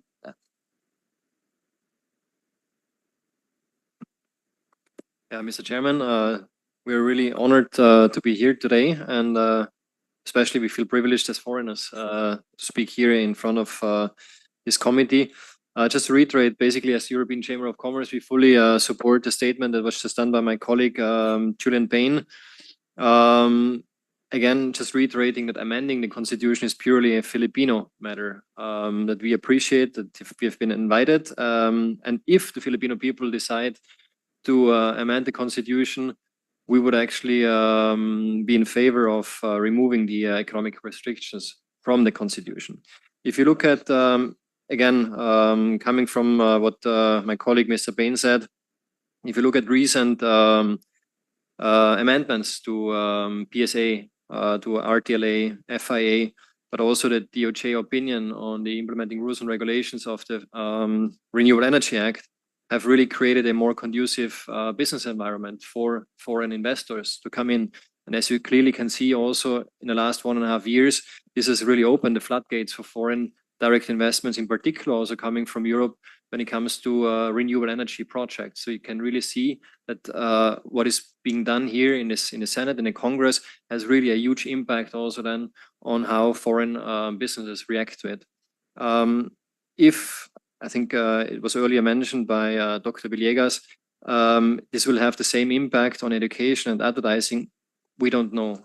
Maybe it's more about the quality of investments there when it comes to education, to improve the level of education or the offer of education here in the country as well, because this is also critical for the competitiveness of the country, as well as then also for our investors here, to have qualified Filipino workers, especially also when it comes to new jobs, green jobs that we don't have yet here in the country. Thank you very much, Mr. Chairman. Mr. Chair, just as a follow-up. Thank you, Mr. Gotain. Yes, Senator Poe. With the foreign chambers, when we passed the PSA, I believe you were quite jubilant about it, right? What's the feedback among in your community when we passed the PSA? Yeah, Mr. Chairman and Madam Senator, it was a very positive feeling actually that, you know, after 80+ years, this law has finally been amended. And as I mentioned earlier, it really has contributed to the attractiveness of the Philippines among the foreign investors. So did you see any improvement in terms of interest and actual investments that came in after it? Yes, absolutely. I mean, I can just give you the example of the European Chamber. We grew last year by more than 130 members. We are altogether 800 members, and just last year we increased our membership, new foreign investors coming in by 130 new companies. Is there now concern because of this issue on amending the constitution with regards to our foreign investors being a little bit hesitant because of the issues surrounding this now? Well, I have to be honest, we got some calls from some of our members following the news and the political debate about how this might unfold or in which direction it could actually move further. So there is some uncertainty out there, yes. Thank you, sir. Thank you. Mr. Duarte, would you care to add to that, or is that your position as well? I represent the European Chamber as well, and I think my colleague Florian already stated. I might add one sentence, is that Please. We are very honored to be here. We understand that is a Filipino debate, and we don't want to be, let's say, deeply involved in promoting solution A or solution B. But we are also very honored that we have the chance to put our positions. So, but in a sense, that this could be an opportunity to awake interest from more foreign investments in the country, knowing that, and I hear we can talk for the European investment. So, from 100% investments in Southeast Asia, only 4% come to the Philippines, and we need to work together to increase this number. And everyone that needs to contribute. The European Chamber from one side to attract, but also the country to accept and welcome foreign investment. So that's my just add on the topic. Thank you. Well, that's a useful statistic. Thank you, Sir Duarte. Ms. Duar, care to say anything for the New Zealand and Australian Chamber of Commerce? Same position as my fellow JFC colleagues as well. We are very supportive of coming into the country. Australia, New Zealand, especially Australia now has launched their economic strategic partnership for the next 17 years with Asia up until 2040. So we have also seen an uptick of Australian interest wanting to come over. So same position as stands. Thank you. Thank you. That's very brief. Dr. Angeles, care to comment on the provisions we have? Doctor, yeah. And perhaps, Dr. Angeles has been a valuable resource during our public services bill hearing. And I would like to hear if perhaps he feels now compelled that we should open up other public services, public utilities, or are we okay so far with the PSA? Yes, please Based go on ahead. your observation. Please go ahead, sir. Yeah. Honorable Chair and members of the committee and distinguished individuals in attendance. First, perhaps as regards, first I had the honor of working with Senator Poe and her colleagues regarding the Public Service Act amendments. That law was founded on what we believe to be the appropriate interpretation of the provision, that in fact public utility regulation was focused on the regulation of natural monopolies and their ills, and that the remaining most of the what were remaining sectors that were classified as public utilities in the Public Service Act amendments were considered to be natural monopolies. Those specifically that are considered by the economic literature to be still natural monopolies would be electric power transmission, distribution, water pipeline, distribution sewerage, petroleum distribution through pipeline specifically. And as I'm elated to note that from the foreign chambers that this has been helpful. That said, I would like to address a few of the points mentioned earlier. While I understand that Professor Carlos believes that foreign equity restrictions are irrelevant, I would like to address that by 2 points. First, regarding the theoretical literature and empirical literature on control premiums. If, in fact, control was irrelevant, that control would not be worth a premium. And in fact, the financial economics literature has proven that there is, in fact, a control premium. Number two, on the theoretical aspects of the legal matters, certainly, I think it's fairly well known that in corporation law, that certain basic fundamental decisions must be taken with 2/3 vote of stockholders, such as amendment of articles of incorporation, as regards sale or substantial of all or substantially all of the business, etc. So these are matters which would be certainly important from a theoretical aspect. Now, from the empirical aspect, we have seen that with the Public Service Act amendments, in fact, there has been, and the renewable energy IRR amendments, there have been higher, there has been a higher interest in investment, and at the same time, pledges made, which I understand, as Professor Villegas has pointed out, have resulted in at least about $14 billion worth, and that has translated to, and a substantial portion of that was in renewable energy. Now, that said, I would say that, and I will confine myself specifically to the issue of public utilities, I would say that, as you mentioned, as the chairman and has repeatedly mentioned, uncertainty is something that is worth considering. And I think this also mentioned by the joint foreign chambers. Now, it cannot be denied that there are 2 pending Supreme Court petitions challenging the constitutionality of the Public Service Act. And while I believe that the Public Service Act amendments law will pass muster, that said, the Supreme Court still has the final, is in the end the final arbiter of the meaning of the Constitution and its metes and bounds. So for that reason, I believe that the amendment adding unless provided by law would be helpful in addressing the uncertainty which the chairperson has in fact pointed out. I also do agree with the good Senator Poe that there are a number of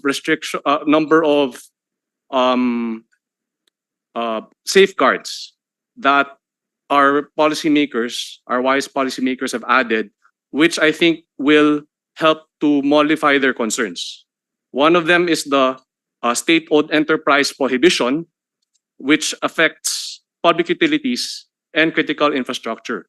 As in fact, it was in fact asked in the last bar exam, not even 1%, there was a proposed 1% investment.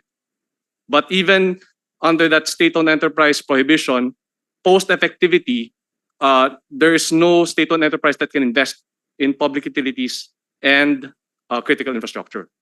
There are, as you also mentioned, there's a reciprocity provision. And at the same time, there's an information security provision, which requires those engaged in the business operation of telecommunications to secure those relevant international certifications for information security, and prohibits cooperation as regards providing sensitive information, personal information. So if we are to so moving forward, I believe that there are quite a number of salutary provisions there that would help to mollify concerns for foreign investment in these sensitive sectors. May it please the members of the Honorable Committee. Very much. A lot of useful points there, Dr. Angeles. Senator Poe, I think, wants to interject, and then Dr. Villegas is also raising his hand. So, I'd like to address my question to our Justice Carpio, having been a member of the Supreme Court as one of the justices. As you know, the Public Service Act is now being questioned before the Supreme Court. And maybe that's also one of the reasons why our chairman here and some of our colleagues would like to strengthen the provisions of the Public Service Act by amending this through the RBH 6. What is your view on it, sir? Is there a legitimate reason why we should go through this process, or do you feel that the Supreme Court will eventually resolve it soon? Well, Mr. Chairman, I'm in favor of connected po is dun it sa... connected? Yes, With your permission, Justice Carpio. Senator Binay, exceptional yes. po, Yes. Mr. Chairman. And would the passage of this resolution make the pending cases in the Supreme Court moot and academic? Thank you. Thank Yeah, you, Mr. Justice. Chairman. Yeah, thank you. yes. I'm in favor of the amendment to that we include in the economic provisions the phrase unless otherwise provided by law. But I would like to add subject to reciprocity, just like in the PSA, amended PSA. Now, on the issue in the Supreme Court, I think this would help. If you amend the provision now to add unless otherwise provided by, then that will settle the issue. Because, you know, the way I look at it, the interpretation of public utility is an interpretation reserved for the highest court of the land, because we are interpreting a phrase in the Constitution, and the Supreme Court will always say, we have that authority. Congress cannot decide a case by defining a provision in the Constitution the way they want it. We will say what that provision means, because that is judicial power. So the issue is, does public utility include transportation? Does it include telecommunication? For the longest time, that has been the case. And whenever we say speak of public utility, we always mean transportation, telephone, and that is the way the framers of the Constitution understood it. So it boils down to who can interpret the Constitution finally, the Supreme Court, or can Congress interpret it by legislation? So that is the issue now. If I were in the court, I would say it's the Supreme Court who can interpret the meaning of public utility. But you will say, we will define public utility under a law. So there is now a conflict. So to settle that, just add there in the provision of the Constitution, unless otherwise provided by law. That would fix it. Because my position is the Supreme Court is the final interpreter of the phrase public utility. Because that is the reason for existence of the Supreme Court, to interpret the provisions of the Constitution. Congress cannot take that power away by saying, we will interpret it in a law. That's exactly the issue now in the Supreme Court.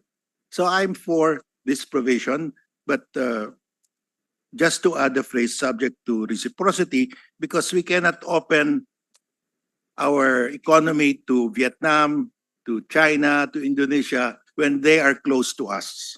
I mean, it should be equal, because we are sovereign states. We should be treated like they're co-equals. Thank you. Thank you very much, Justice Carpio. Tama yun. Di dapat tayo magpalugi. Senator Tolentino, on a related point, with your permission, Dr. Villegas. Chairman, germane to the question of Senator Binay. So in effect, it would be, the question was whether it would render the case moot and academic.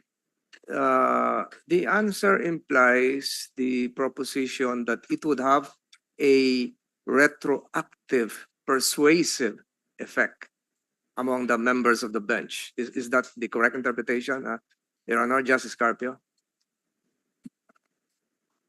You add the phrase unless otherwise provided by law. That will solve the problem, because the Constitution itself tells everybody that you can now determine the meaning of public utility. But the PSA amendment was passed prior to this process. So will that have a bearing on that? If the Supreme Court would release its decision within the next few months, and if looking at if there is a timetable, sans bullying, this would be addressed by a plebiscite within the next few months, how would that jive with the persuasiveness? Well, I have no idea when they will decide that case. So, but for me to play it safe, it will be better to put the phrase unless otherwise provided by law. Thank you. Thank you, Justice. Thank you very much, Senator. Back to you, Dr. Villegas. Yes, I'd like to emphasize the importance of what Mr. Payne asked. Should restrictions, Filipino first, which will always be relevant, be in the Constitution, or should they be legislated? And I'd like to give you a background about why those of us who drafted the Constitution really made our Constitution a series of legislation. I'm the first one to say that sooner or later, we have to amend this very imperfect Constitution of 1987. That is a very important question, so I would love to hear from you, sir. Because 1986 was not the appropriate time to write with serenity, peace, and quiet the basic law of the land. The whole nation, including us, were traumatized by the last turbulent years of the dictatorship, and not to mention the revolution. So emotions were high, and the idea was, let's produce a document that will make sure that the dictator will never come back. And so our Constitution is really an anti-Marcos Constitution. And we jam-packed it with so many provisions that you will not find in most basic laws. And that is why one day I would like to see this Constitution amended. The question right now is timing. I'm of the opinion that now is the time. But sooner or later, we must revise and remove all those restrictions and make sure that in a VUCA environment, volatile, uncertain, complex, and ambiguous, we give the legislature precisely the freedom to be flexible. So we will always debate about Filipino first, restrictions, and they will always be necessary. But the question is, should they appear in the basic law of the land? Mr. Chairman. Senator Nancy, yes. So, Dr. Villegas, parang today is not the right day to change the Constitution. Yes, I already said why, because we have to first address the biggest problem. 21% of our fellow Filipinos are going to bed hungry every When day. is the right time to do it, Dr. I was saying, Villegas? Yeah. if the president is able to achieve those two targets, bring down the poverty incidence to single digit, which Secretary Balikasan is always saying, that by 2028, we will see a single digit. And how do you do that? I already mentioned, make sure that we increase the rate of investment to GDP to 30%. And you can do that only because of lack of local capital. This will not be always. Probably when we already are $10,000 capital, we will have enough capital to really implement Filipino first. But I'm talking about the sacrifices today. We don't have the capital for Filipinos to invest long-term in these infrastructures. So my feeling is, because I'm optimistic that this administration will be able to achieve their target, probably by 2028. Make the plebiscite simultaneous with the national elections.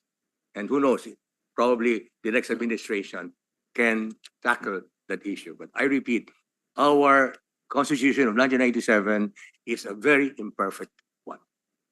Thank you. That's a very, it's a humble and honest, frank assertion, because some people are tied to their work, but you're obviously not, and you're, as an intellectual, you've assessed it very honestly. We appreciate that, Dr. Villegas. I think this is the right time to insert some data we've received from the Senate Economic Planning Office, or the SEPO, of 18, because we're talking about whether these restrictions should be in the Constitution or in ordinary legislation. And according to the SEPO, the Senate Economic Planning Office, of 18 countries surveyed, it is only the Philippines which has the economic regulations or restrictions on nationality in their constitution. The following do not: Brunei, Cambodia, Indonesia, Laos, Malaysia, Myanmar, Thailand, Vietnam, Singapore, Japan, South Korea, Taiwan, France, Germany, Italy, United Kingdom, and the United States. So these countries deal with these issues of nationality in their legislation and not in their constitutions. So that may be one of the reasons why many of those surveyed do not talk about the Constitution, because it is irrelevant to their experience, Your Honors. So next we'll have Attorney Ocampo. Attorney Ocampo is a practitioner who for tax and corporate law, who has lived in Kazakhstan and lived and practiced investment law in Kazakhstan and Cambodia and Vietnam, or just Yes, I Cambodia. did some work in Yes, please. We look forward to hearing from you, Attorney Jude Ocampo. Thank you very much, Honorable Chair. And of course, I'd like to say I'm honored to be able to contribute to this discussion in two ways. One, as the Honorable Chair said, as a lawyer who's worked in other ASEAN jurisdictions and even in Central Asia and Eastern Europe. Second, also as a managing partner of a small law firm that works primarily with foreign investors. So as the Honorable Chairman said, I've actually worked in very exotic locations. So Kazakhstan, I was a tax advisor in Budapest in Hungary. And I've worked with a regional law firm, it's called DFDL. I did some work on Cambodia, Myanmar, Vietnam, taxation and investment. And what I hope to contribute is that in my observation, the decision of a company to invest in a certain location, it's almost the same everywhere else. So in, let's say, an American company, you would have what maybe we can call here a sponsor. It's one person in the company that thinks, okay, there's an opportunity in the Philippines. And then that company would normally also have an investment committee. And that sponsor, that person, will then go to the investment committee and defend his proposal to invest, say, in the Philippines or Vietnam or Cambodia. One of the things that is very important there is his defense of whether or not a certain hurdle rate would be met. So it's an investment rate that is based on the capital cost and borrowing cost of that company, right? So that person would say, yes, I will go. It would be higher than this certain hurdle rate. So let's invest in the Philippines or Vietnam or Cambodia or what have you. The next step usually is a legal study, what the investors call a market entry memo. In that market entry memo, law firms such as ours, we are asked, okay, what are the rules? How do we set up? If the investment goes awry, how do we exit? Is there a predictable legal regime? So that's the usual route. And then if the investment committee is happy, they do some final calculations and they put the money in, right? So I'd like to echo actually what the Honorable Supreme Court Justice Carpio said earlier, that among the things that impact investment is the efficiency of the bureaucracy. Because bureaucratic efficiency is actually among those that they factor into when they determine if they're going to be able to set up immediately. Will they be able to set up easily? If they exit, will there be costs? The other issue would be on predictability. Because when they set that hurdle rate, when they calculate the hurdle rate, they make a lot of economic assumptions. And so a sudden change in the law or a sudden change in the interpretation by the Supreme Court of a law would put that calculation in danger. Again, also just my observation, it's this thing, it's the hurdle rate. It's whether or not the company will make more money than its cost of capital is the one that's important to these investors. So again, two things, it's bureaucracy and predictability, right? And at the risk of sounding like a fan of Justice Carpio, I'd also like to echo what he said about the PSA matter. As a matter of fact, I was also speaking with Dr. Angeles earlier about it. The problem really is that, yes, it was passed and it's a great piece of legislation.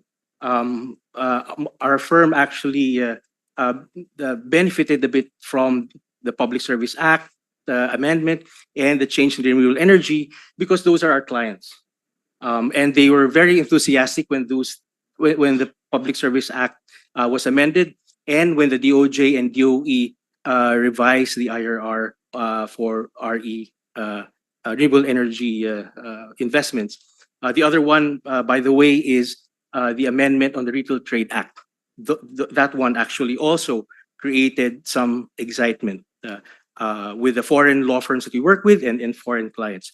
But going back to the PSA, I think during the time that it came out and we would have discussions, practitioners, on whether the challenge the Supreme Court or what's going to happen to this.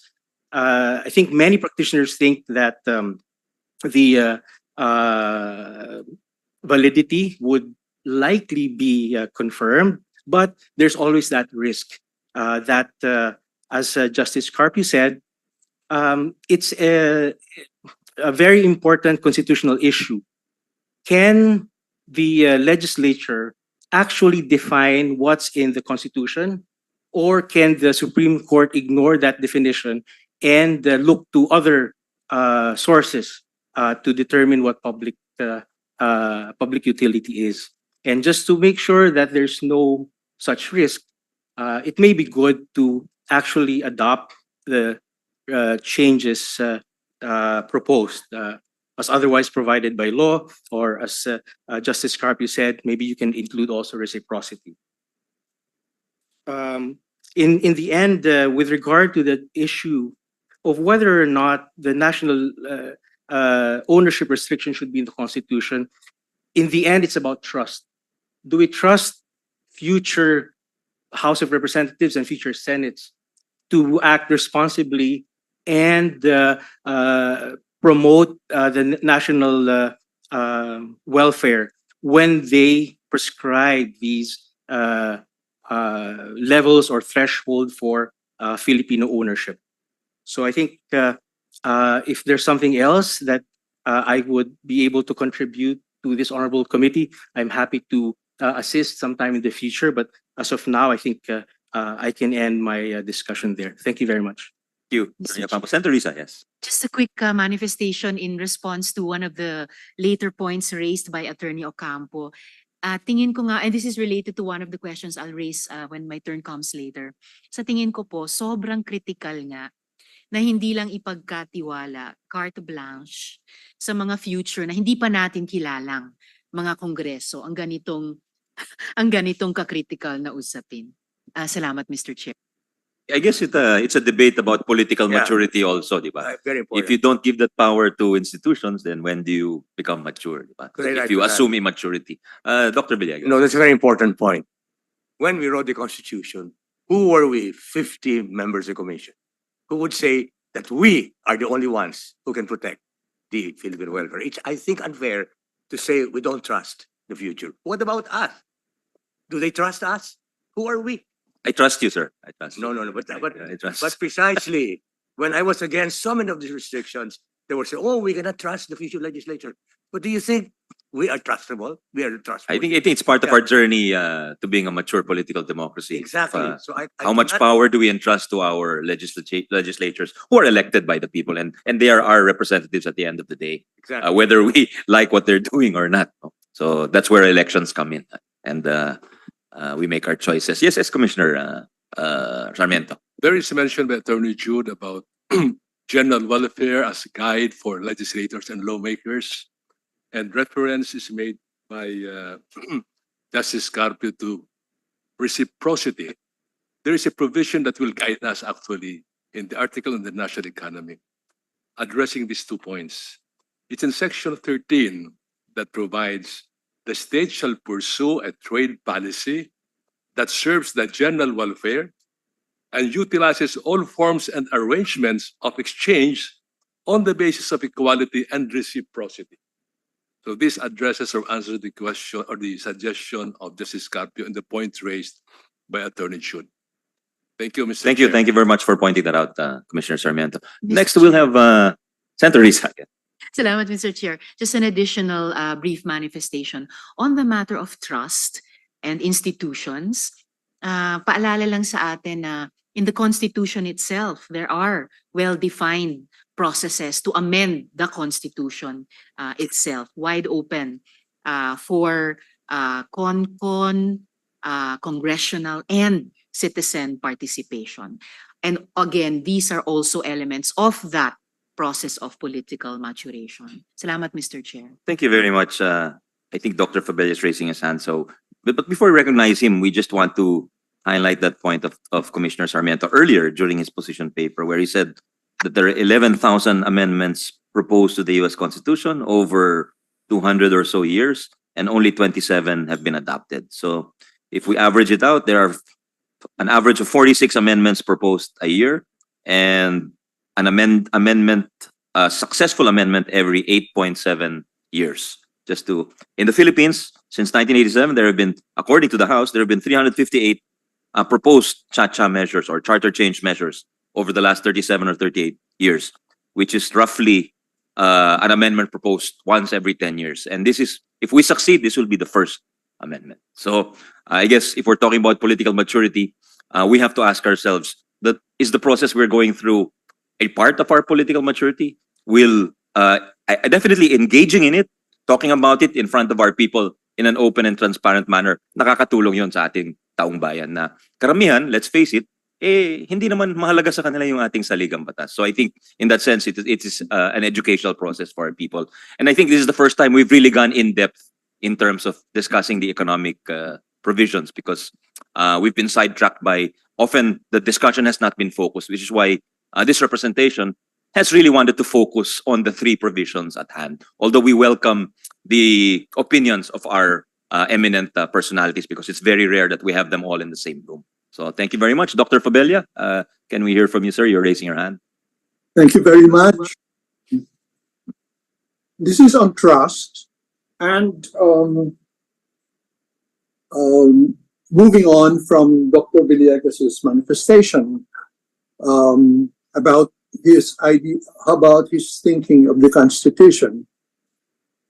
Let me just comment that the 1987 Philippine Constitution, I think, this is, I'm not a constitutionalist in any way, I think fails the simple aesthetics of brevity on the separation of principles and instruments.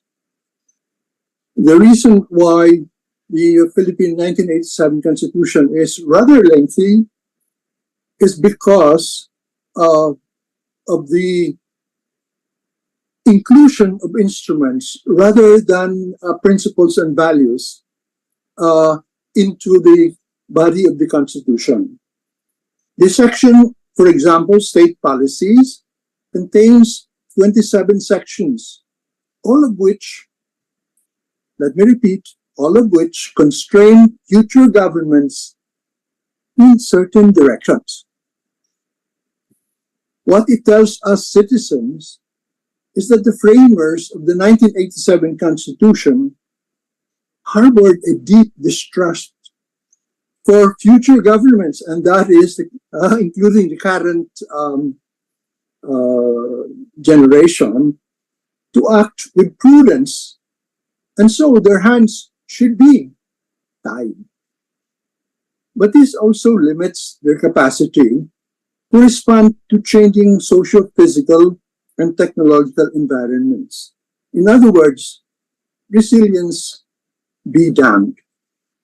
So there are provisions in the Constitution that are also economic, but which we're not going to include in the cha-cha. But I wish that they would be included. For example, the issue on land policy and the comprehensive agrarian reform program. Again, I reiterate the idea that laws are rather easy to reverse, and therefore it doesn't have the binding, credible commitment value of the lifting of the restrictions of the Constitution. The PSA may well be declared unconstitutional by the Supreme Court, which is why it's best to have the lifting of the restrictions of the on foreign ownership in the Constitution. I thank you. Thank you very much, Dr. Fabella. Now we'll go to Dr.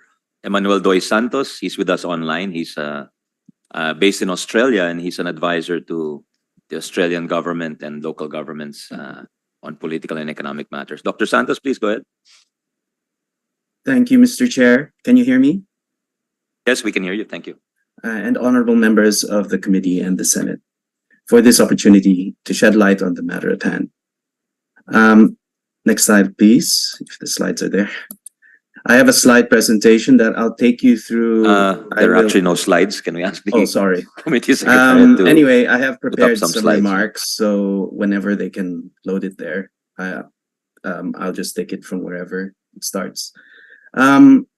So good morning to you all. The 1987 Constitution, some general remarks first, Mr. Chair. The 1987 Constitution is only the latest in a long line since 1935 to contain restrictions to foreign ownership in its provisions. But the origins of these restrictions even predate that. The 1899 Malolos Constitution did not contain any restrictions to foreign participation in our economy. Ironically, by a strange twist of fate, it was the US annexation of the Philippines that caused these restrictions on foreign ownership to be inserted in the Philippine Organic Act of 1902. By the way, I have to state at the start that I am here in my private capacity and my opinions are mine alone, do not represent that of my employer. Thank you. So, as a concession to the Democratic House members from the South in the US, fearful that cheaper goods, especially sugar, from the Philippines would flood US markets, American citizens and corporations were prevented from holding vast tracts of land, engaging in mining, banking, and utility franchises in the Philippine Organic Act. The US colonial government then sought to appease the Filipino revolutionaries by offering them land through land reform under Governor Taft. However, the Treaty of Paris required the US to compensate the Spanish friars for these lands that the Katipuneros had occupied during the revolution. This made the cost of owning productive assets unaffordable for most beneficiaries because the US Treasury made them pay for these costs. This is from a paper by Aaron Marr, because you can't see the slides yet, published by the Harvard Business School in 2008. As a result, Mr. Chair, land ownership became concentrated in a wealthy class of local principales, more concentrated among the top quartile compared to the Spanish era, meaning to say, land ownership became even more concentrated perversely under the US attempt to engage in land reform between 1903 and 1918. From economic concentration of assets, Mr. Chair, to political consolidation of power in 1910, when the first elections of Philippine Assembly took place, ANU professor Paul Hutchcroft noted that local elites gained national prominence from where they awarded franchises. And then in the 1935 Commonwealth Constitution, this was cemented through the 60-40 rule. What started as a strange quirk caused by US domestic politics in 1902 led to a permanent fixture of increased protectionism. The only exception to this rule was granted to US citizens and corporations after World War II, which was the condition set for granting our independence. Now, although, Mr. Chair, it was considered a stain on our national sovereignty, the parity rights granted to US investors actually led to rapid growth in the 1950s, the highest rate of growth that the Philippines has experienced post-war. Through trade and monetary policies that bias the importation of capital. Sorry. That's okay. I just got a message from the Secretariat. That's okay if there's no slides. Bias the importation of capital, intermediary goods for production over consumer goods. Hutchcroft notes that manufacturing expanded by double digits during much of the decade, and the value add by industry also increased. Under President Magsaysay, the Philippines privatized many of the state-owned enterprises set up in the aftermath of the war.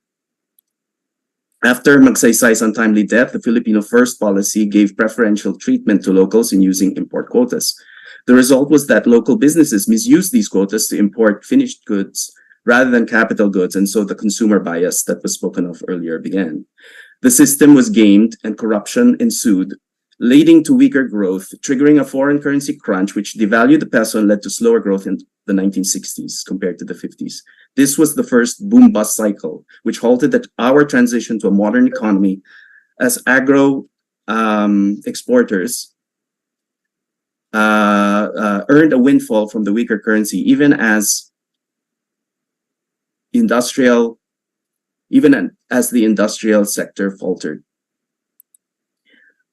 This led to social unrest and public clamor, which led to the convening of the 71 CONCON, of which my father was a member, where more restrictions on foreign direct investments were introduced.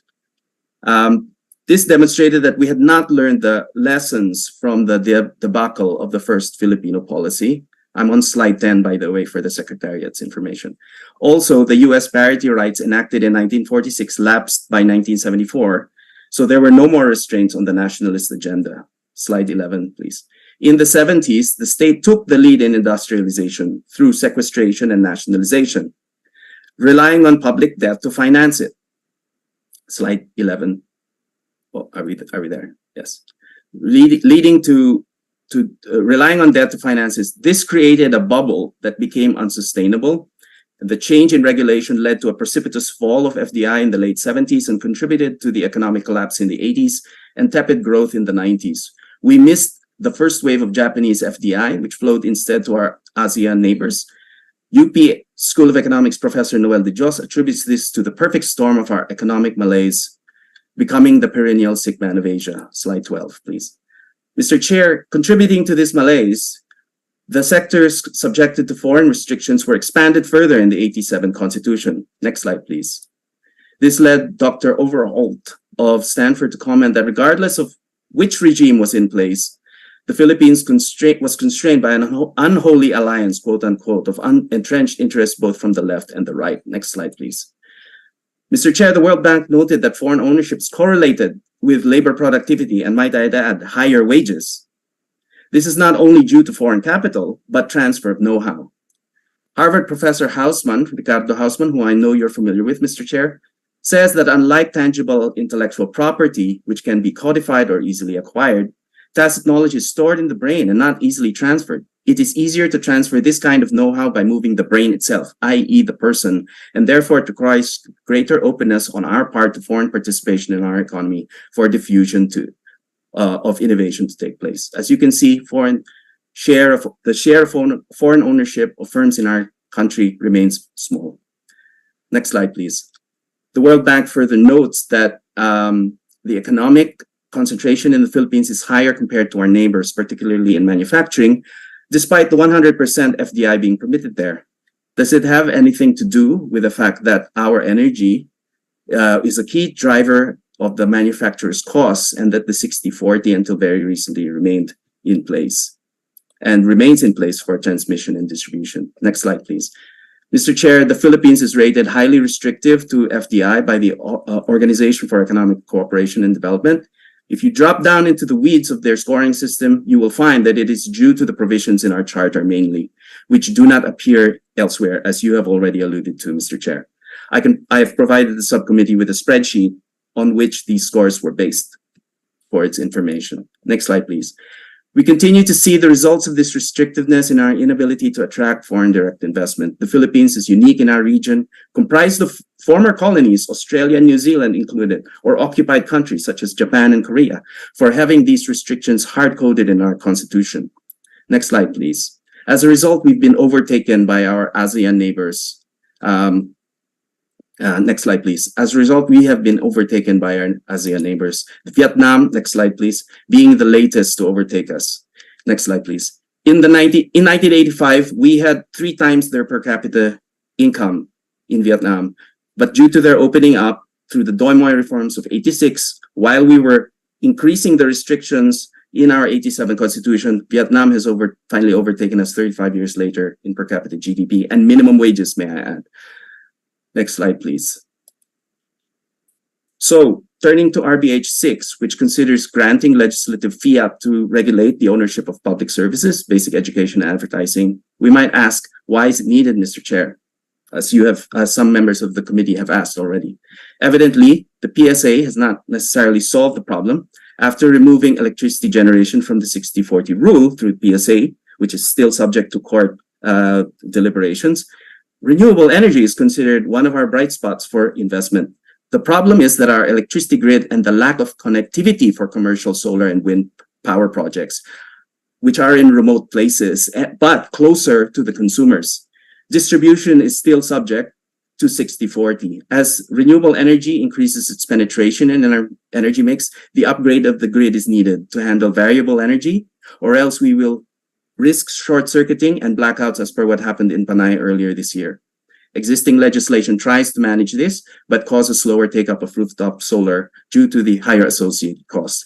Ari Pesco, director of the Electricity Law Initiative at Harvard Law School, talks of a utility transmission syndicate in the United States, which prevents the integration of solar and wind and battery. The Federal Energy Regulatory Commission has tried numerous times to expand transmission capacity to capture new clean energy sources. This decades-long effort has been nearly an impossible task, he says, transforming a system of utility monopoly fiefdoms, Mr. Chair, into competitive marketplace. As Ari put it, what the FERC is trying to do is counteract the incentives and abilities of utilities to act uncompetitively. The problem is utility control and utility interest in maintaining the status quo. Utilities, he says, for the most part, inherently aren't against clean energy, but they deploy it at the place and scale that will benefit them. So, Mr. Chair, that is one argument that I would like to put forward. I have other slides, but I will leave it at that, as I believe that I have already exceeded my time at this point. Thank you, Mr. Chair. And thank you very honorable much. members. We appreciate the historical perspective, Dr. Santos. Thank you. Can we hear from Mr. Ed Francisco, from the president of BDO Capital? Morning, sir. Or good afternoon, rather. Good afternoon, sir, Your Honors. Now, I just wanted to share my views. Thank you for allowing me to be here. I represent the banking industry, but in my case, I'm a practitioner. I daily speak to foreign and local investors. In fact, I'm the one talking to all the investors for the NAIA privatization. So I'm dealing for both foreign and local. Those are the long-term kinds of investors.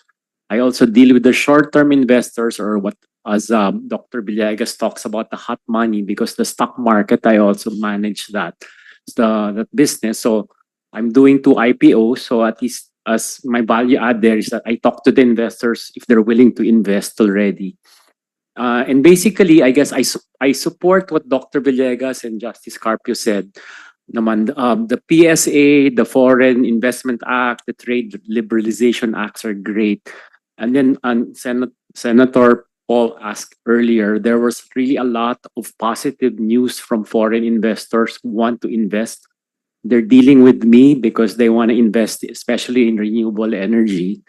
The big problem or the complaint they have is not naman the ownership limits. at least from a practitioner's perspective, their complaints are really more the bureaucracy, corruption, and red tape.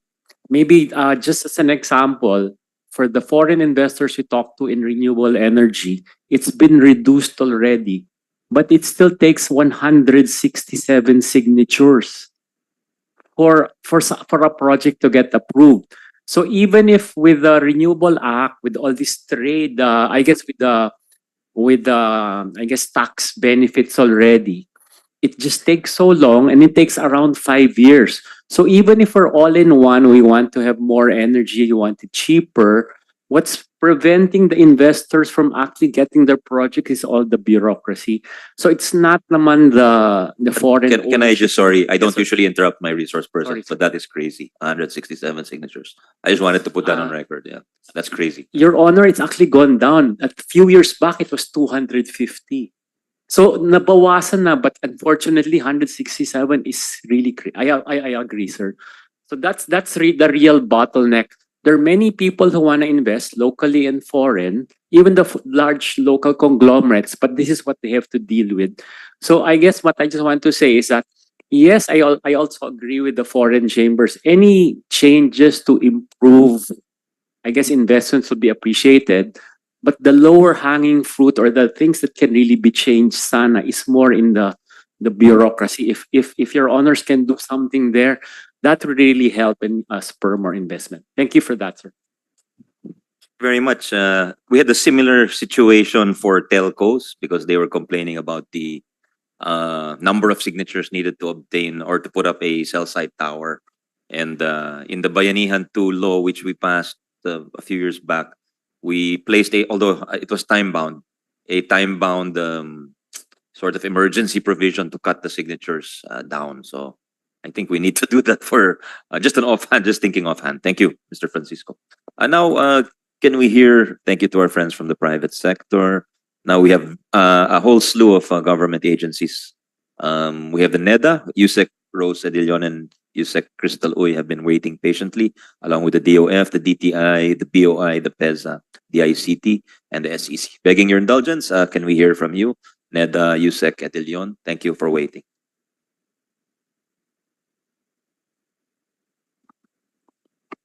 Thank you, Mr. Chair, and thank you to all the eminent persons around this table. Thank you also for this opportunity really to discuss about this economic provisions in the Constitution. So as you know, the Philippine Development Plan 2023 to 2028 is about transformation. And I think part of the transformation is that we have to look at all those things that could facilitate that transformation. So there was a question on we have actually opened already our economy. The thing is, if you look at the OECD, they call it the restrictiveness index. So although this is still this is a 2016 document. Let me see. Sorry, 2019 document. So it talks about actually 4 aspects of this restriction. I'm just cannot find. Okay, 4 aspects of the restriction. The first one is to do with the foreign equity restrictions. The second one is to do with restrictions with respect to the screening, the discriminatory screening, where those coming from foreign investors are actually screened differently or are applied a stricter screening process. And then the third one has to do with they would say other aspects of restrictiveness, like with respect to let's say branching, with respect to they call it operational restrictions, like you cannot put up branches here, with respect also to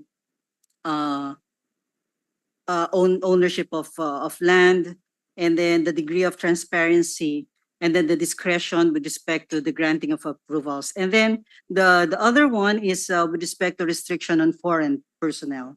So with respect to this, looking at this four, and looking at the countries Philippines, Indonesia, Thailand, Malaysia, and Vietnam, Philippines actually comes out as the most restrictive. We will be submitting to the committee the restrictiveness with respect to certain sectors, because they looked at 22 sectors in all, and it would seem that the Philippines is most restrictive with respect to the primary sector: agriculture, fishery, forestry, mining, and quarrying, and then some secondary sectors as well, and also some tertiary sectors, which are on the services. So, and of course, you would say that there are other things that, and already mentioned by the members in this group, that there are other things that actually influence the decision to invest in another country.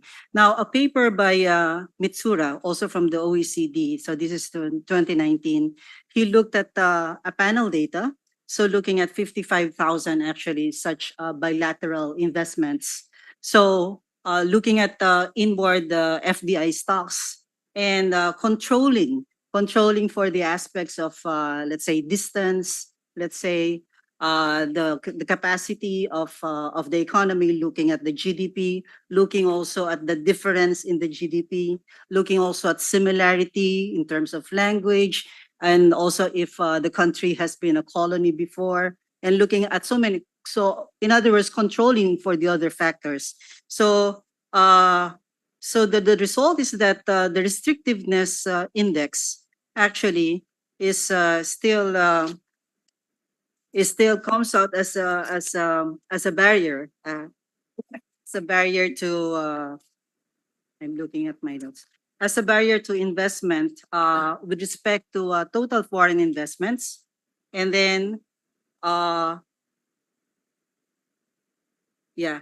And then if you look at the restriction on foreign equity, it's a barrier to the total foreign investments. If you look at the other restrictions, it's a barrier to the mergers and acquisition in type of investments, and also the investments in services. So clearly there is a link between restrictiveness and the FDI, the sort of FDI flows that we receive. Now, there's also a question about the link between FDI and economic growth. Again, the direction of causality, is not really as definite as that. There are, of course, many other aspects that you need to consider. But there is a later paper also saying that it really depends on the capacity of the country to absorb that FDI and the kind of FDI that it is actually attracting. So, as you know, there are many objectives of FDI. So one is that it's market seeking. So if you have a big market like China, for instance, then again, it's a magnet for FDI. Second is that it's resource seeking. So if you already have, the resources in place, like mining, like the minerals, then again, it's a magnet for the FDI. And the third one is the kind of FDI that we want, which is efficiency seeking, because we're not really a big market. Minerals, we're kind of still iffy on that. But the efficiency seeking is really the kind of FDI that we want. But this one really means that we have a very productive workforce, very competitive workforce at that, and what is being cited as a determinant of this is really the quality of the education. And this is again another aspect in the Constitution with respect to restrictiveness that we would like to have more discussions about, because we think that this is something that should really be addressed. We looked at other jurisdictions with respect to education, and we see that many of our neighbors actually have lifted the foreign equity restrictions. Malaysia allows 100%, Vietnam allows 100%, Thailand 50%, Indonesia 49%, Singapore 100%, Philippines 40%. And we also What, look what at the- specifically ho yun, Yusek Rose, just for the record? sorry, Ano po foreign- yung in what, investment in what? Yeah, foreign ownership of educational institutions. So in higher education ito. Thank you. Actually for Bangkok it's open kahit ano. Even basic. So in the case of Singapore and also Malaysia later on, there was that conscious that was a deliberate effort in their case to really build a knowledge economy, to be an education hub for Asia. And so actually there was even a time that they were very active in poaching all the good professors, whether in the Philippines or in other countries, because they really wanted to build that knowledge economy. And actually they succeeded because there have been many branches, campuses of international schools that have set up that were set up in the Philippines. Now, in Singapore. Now, you might say that we already passed the Transnational Higher Education Act, which already allows for exchange programs, etc. But the problem is that it did not touch on the 60-40 in terms of the ownership of the foreign schools.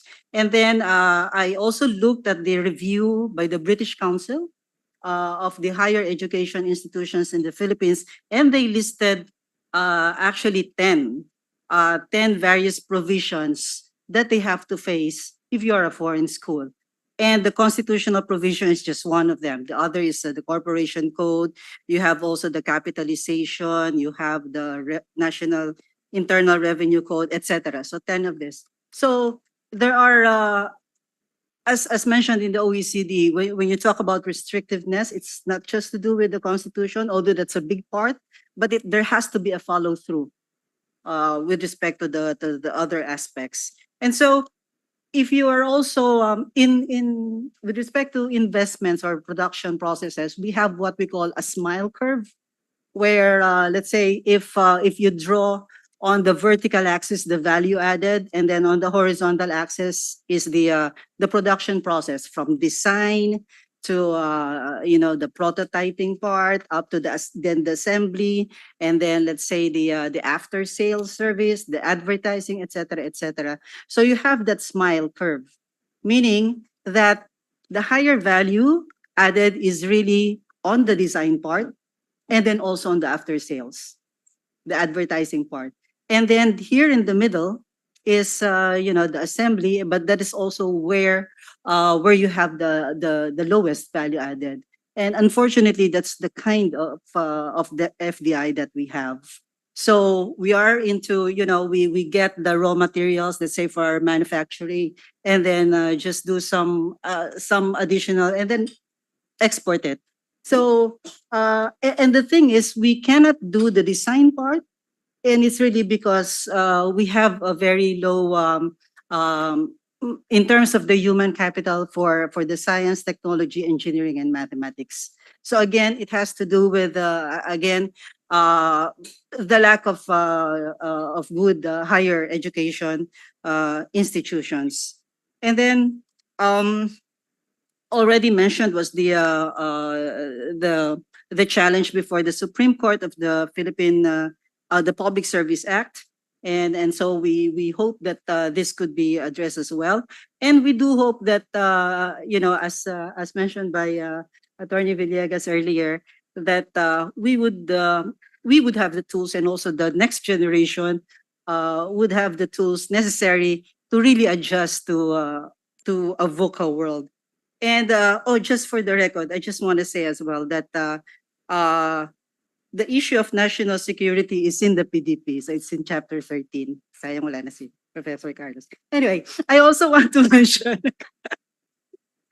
Sayang, wala na siya. Wala na siya. Okay, basta on the record, nandiyan siya. Okay. Hindi niya nag-google na maayos. Anyway, I also want to mention that with respect to the MSMEs, and this is what we actually addressed in the amendments to the RTLA, the Retail Trade Liberalization Law, that in the Philippines, as you know, the MSMEs is about 99.6% of all enterprises. The micros are actually 90.5%, the small comprise 8.7%, and the medium comprise 0.4%. And we think that this medium, the medium type of enterprises are really necessary for there to be, good competition. They're the ones that can really, present, that can scale up and present that challenge to the large ones, so that they don't have that dominant power. At the same time, that they can actually have more of the backward linkage coming from the micro and the small. When COVID we had COVID, and what happened was the total number of enterprises, to be fair, actually went up from what it was in 2019 all the way to 2022. But it was actually the micro enterprises that increased. The small enterprises declined by 11%, and then the medium scale enterprises declined by 9%. And that is why in the amended RTLA, we made sure that the threshold actually does not include the medium, so that we can allow foreign investments into the medium scale enterprises, because this is what we think will, is something that could lend dynamism to our enterprises. I think that is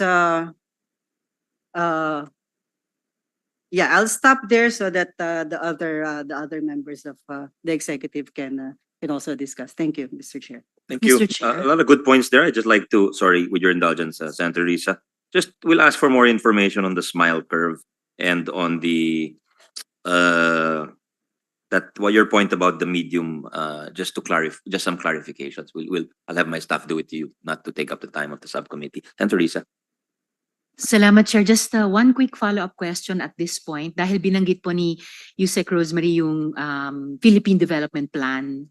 Tama po ba na sa Philippine Development Plan 2023 to 2028, wala namang pagbanggit na kailangang amyendahan yung konstitusyon? Tama po na wala. And that's really because, we have to, kumbaga yun yung constraint namin. It's an initial condition. It's an initial condition? Initial condition. But in any case, for me, it was just a question of fact. So salamat dun sa confirmation na nung binubuo ng NEDA, ng National Economic Development Authority, ang Philippine Development Plan, binubuo ng buong administrasyon kasi ang chair ng NEDA ay si Presidente mismo, to bring our country from where we are now, economically development-wise, to yung vision nila by 2028, 6 years na makamit yung development targets natin, makamit yung pati yung sustainable development goals. Sa dinami-dami ng kinonsider dyan na pangangailangan, problema at potential at mga targets talaga, hindi talaga nakita na kakailanganin yung charter change. So I just like to make that of record, Mr. Chair. Salamat po. Thank you, Senator Risa. You're done, no, Yusek? How about Yusek Uy? Is anything to add? Wala na po. Okay. DOF, Yusek Agabin. Sir. Good afternoon, Chair, members of the Honorable Commission. First of all, my principal, Secretary Recto, sends his apologies for as he will not be able to make it today's meetings. But we've had an opportunity to discuss the matter at hand. And based on our discussion, Chair, his inputs will be, of course, we are echoing the position of the President to consider the economic provisions of the Constitution so that certain sectors of the economy are opened up. Second, as stated by the other speakers as well, the provisions restricting the ownership on mass media, advertising, education should be lifted as well. And third, we are cognizant of the laws passed recently by this Congress, opening up the certain economic activities, the Public Service Act, the Retail Trade Nationalization Act, and Foreign Investments Act. And while the discussion is going on with respect to whether the amendment should be done or not, we will be working hard to implement the provisions and to get as much investments as we can in the meantime.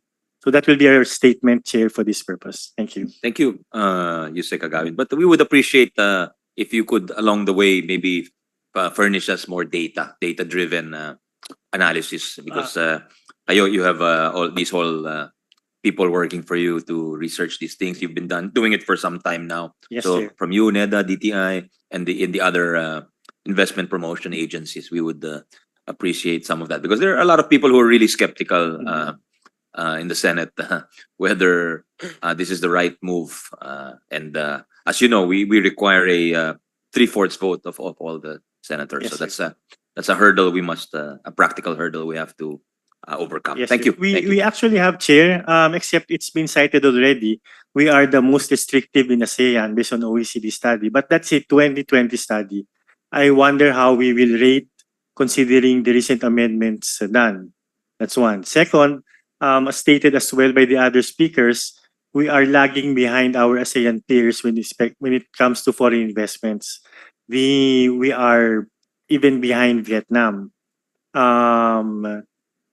Third, of course, we cannot pinpoint it exclusively. Our lagging behind in investments, we cannot pinpoint exclusively to the economic provisions. Again, there is the issue of power, which has been stated by the other speakers, red tape, and of course, governance principles. But we'll be glad to prepare a letter as well, citing those figures, Mr. Chair. We appreciate that. Thank you. Can you hear from Senator Tolentino? Yusek Agabin, are you the son of Professor Agabin? Yes, Chair. Give my regards to your dad. We've been discussing the Philippine Constitution years and years ago. Will do, Chair. Thank you. Please, also, he was my professor at the UP. Thank you. He was our dean, actually, at the College of Law. Thank you.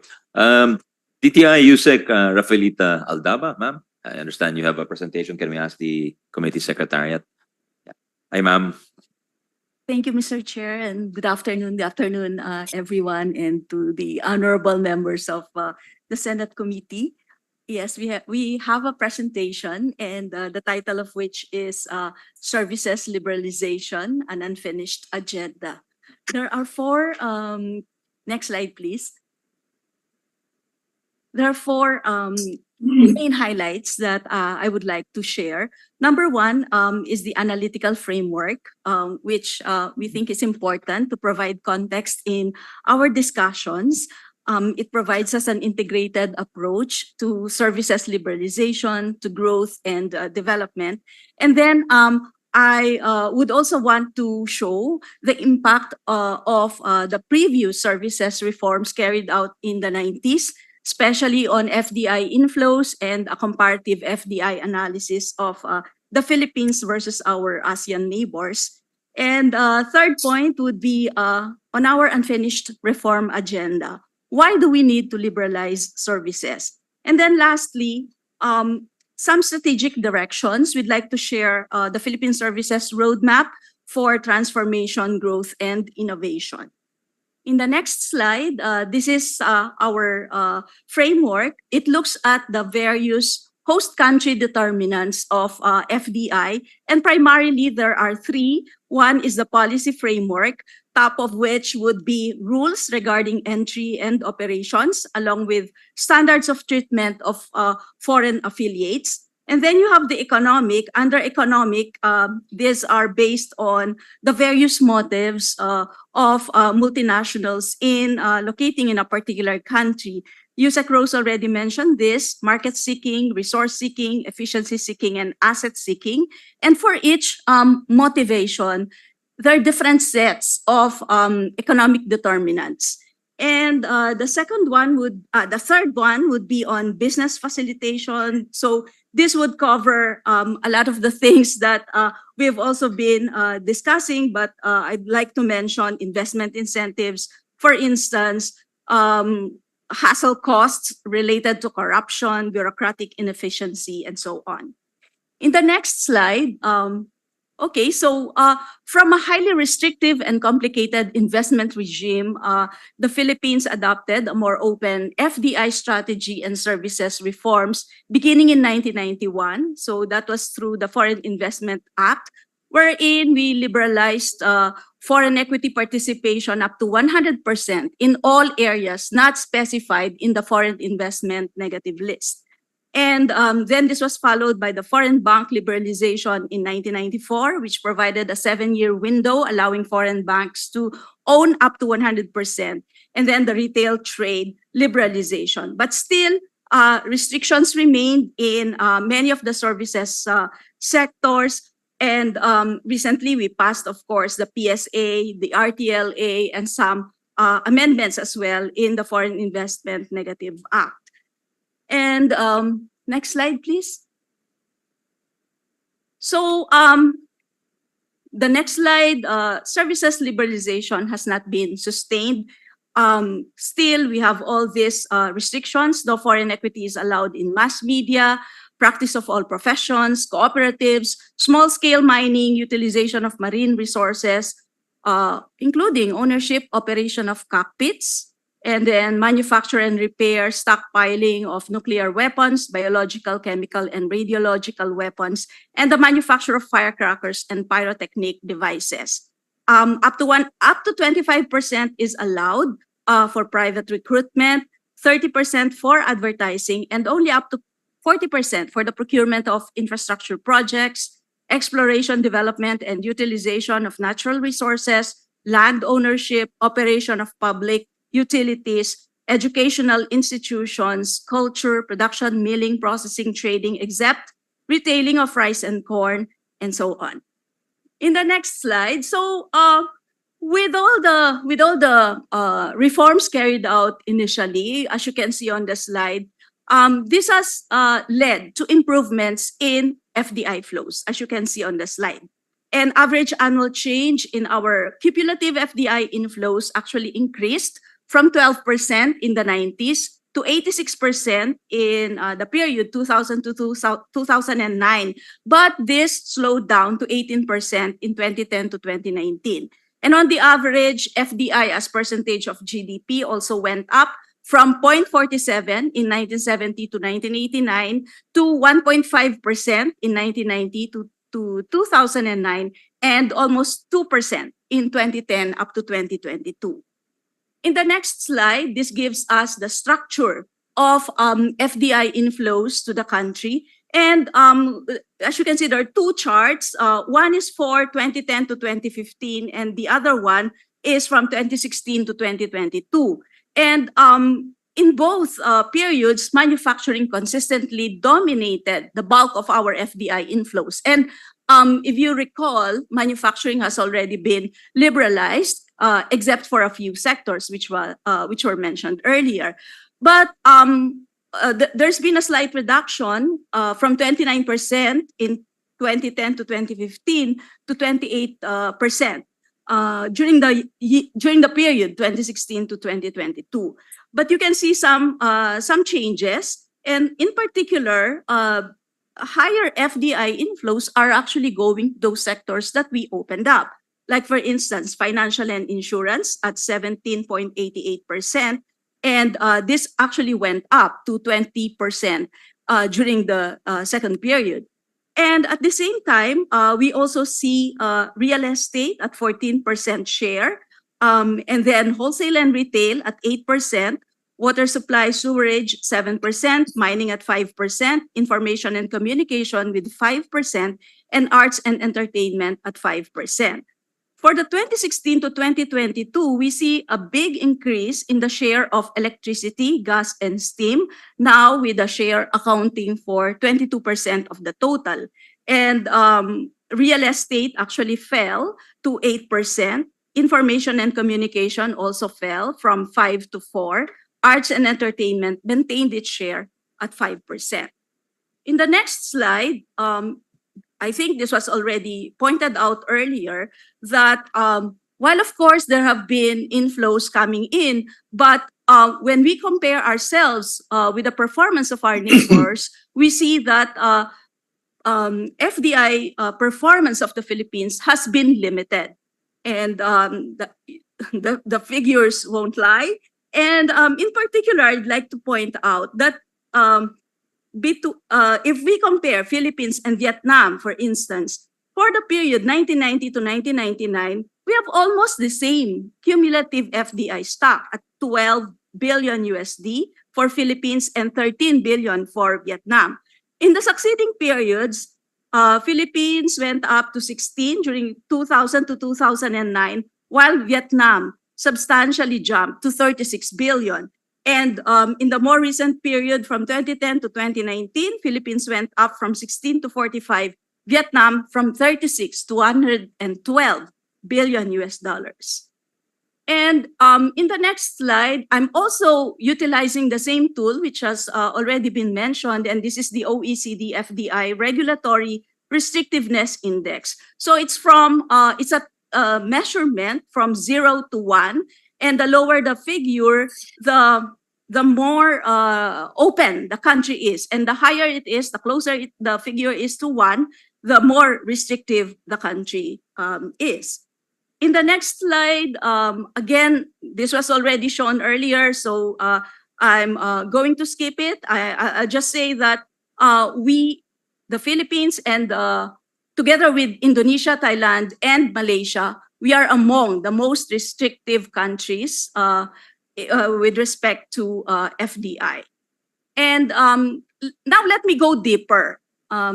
Next slide, please. In this slide, we look at FDI restrictions in ASEAN, and as you can see, primarily these are high in services as well as in primary sectors. Manufacturing, as you can see, is already has very low FDI restrictions, both in the OECD countries as well as in ASEAN. But again, the Philippines is the most restrictive in ASEAN, and you can see that in the chart to the right. And in particular, Sorry to interrupt you, Sec.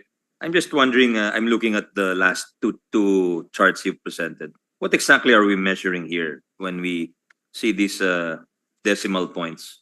What are we referring to? 0.5? What is that? What does that refer to? These are the indexes, Mr. Chair. The OECD Regulatory Restrictiveness Index, which, as mentioned, the figure would range between 0 and 1. If at 0, of course, that means you're open, and the higher the number is, the more restrictive you are. So these are the numbers. It's based on an internal scorecard. Yes, Mr. Chair. Okay. So for the Philippines, it's around 0.4. If you look at the chart to the left, that's our FDI Regulatory Restrictiveness Index for 2019. And you can see the various subsectors inside the restrictiveness index, covering primary sectors, and then the gray part, that would be for manufacturing, and then services would be the light blue one. I think we have to take a step back, Yusek and Yusek Rose, and present what are the metrics here, because marami sa amin are not familiar with the metrics, no? So if you could furnish that, so I can share it with my colleagues. Para I understand the whole philosophy, no, but how they actually arrive at the rankings, I'm not too sure. Thank you. Please continue. Yeah, these are scores, Mr. Chair. Actually, I have a slide containing a description of the measurement. That in order, otherwise, Yes, Mr. Chair. yeah, we'll ask for it. I think it's useful, no. Pero yun nga, baka it's a stumbling block to our further understanding if we do not understand how these scores were arrived at. Thank you. I actually, it's in here. I skipped it in the interest of time, but it's in the deck, Mr. Chair. So may I proceed, Mr. Chair? Yes, please do. So in the next slide, again, this was also pointed out by Yusek Rose earlier. There is a negative correlation between FDI performance and this regulatory restrictions. And of course, the more open you are, the higher the FDI inflows, and the more restrictive, the lower your FDI is. But although, of course, there may be some questions with respect to the strength of this relationship, but what these figures tell us is that the relationship holds across time, across many individual countries, and that foreign investors respond to reforms, particularly after a critical mass of reforms has been reached. And next slide. Again, in here, Mr. Chair, we are tracing the OECD FDI Regulatory Restrictiveness Index among Malaysia, Indonesia, Philippines, and Vietnam. And as you can see, in 1985, Vietnam actually was the most restrictive among the four countries. And Vietnam is followed by Indonesia, and then Philippines, and then you have Malaysia. But after 2005, the Philippines has the most restrictive regulatory environment in ASEAN. And that was because the three other countries were quite fast in terms of removing these restrictions. And so by 2016, the Philippines already became the most restrictive country with respect to FDI among the four ASEAN member countries, not counting Singapore. So, okay. So in the next slide, again, just to further emphasize this point, we try looking at each individual country. We have Indonesia, we have Malaysia, Vietnam, and Philippines. And again, we tried mapping. We looked at both the restrictiveness index and their FDI inflows, inward stock as percentage of GDP. And again, it's the same message. Low FDI restrictiveness index is associated with high FDI inward stock as percentage of GDP. And if you look at Vietnam, that's the second chart to the left. Vietnam actually, as you can see on the slide, its FDI index declined steadily from 1985 to 2015, such that by 2015, its FDI stock as percentage of GDP was already at 50%. As compared to the Philippines, for example, during the same year, our figure is only 20%. And in terms of its FDI restrictiveness index for Vietnam, it's around 0.1. For the Philippines, it's at 0.4. Okay. And next slide. Looking into the future, Mr. Chair, I'm sharing this slide just so we can have a look at what the future is in terms of the top 6 FDI trends. And based on these trends, what we can see is that Asia Pacific has remained a desirable location for investors. And for us to be able to take advantage of these future opportunities, it's really important for us to reduce the regulatory restrictions in order for us to harness, for example, the resilient growth in greenfield FDI, which is expected to increase in the very near future. Sub-regional success, Southeast Asia is leading with 120 billion inward investments, but we note that in the East and Northeast Asia, they're growing by 148%. And then India, of course, remains on top with 68 billion mega deals in communications, software, semiconductors, auto, biomass power. And in terms of interregional FDI, largest sources are still China, 65%, and Japan with 12%. Magnetism of metals, and the Philippines has a lot of minerals. And then this is actually second after renewable energy. And investors' choice, it's still Asia Pacific for talent, for our talent pool, technology, innovation ecosystems, and industry clusters over the traditional cost considerations. And in the next slide,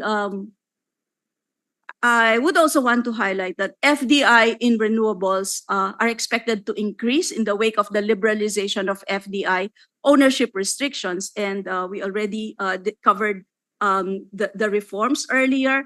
And let me also point out the investments made by Copenhagen Infrastructure Partners, which was the first foreign investor to be awarded 100% ownership rights in offshore wind.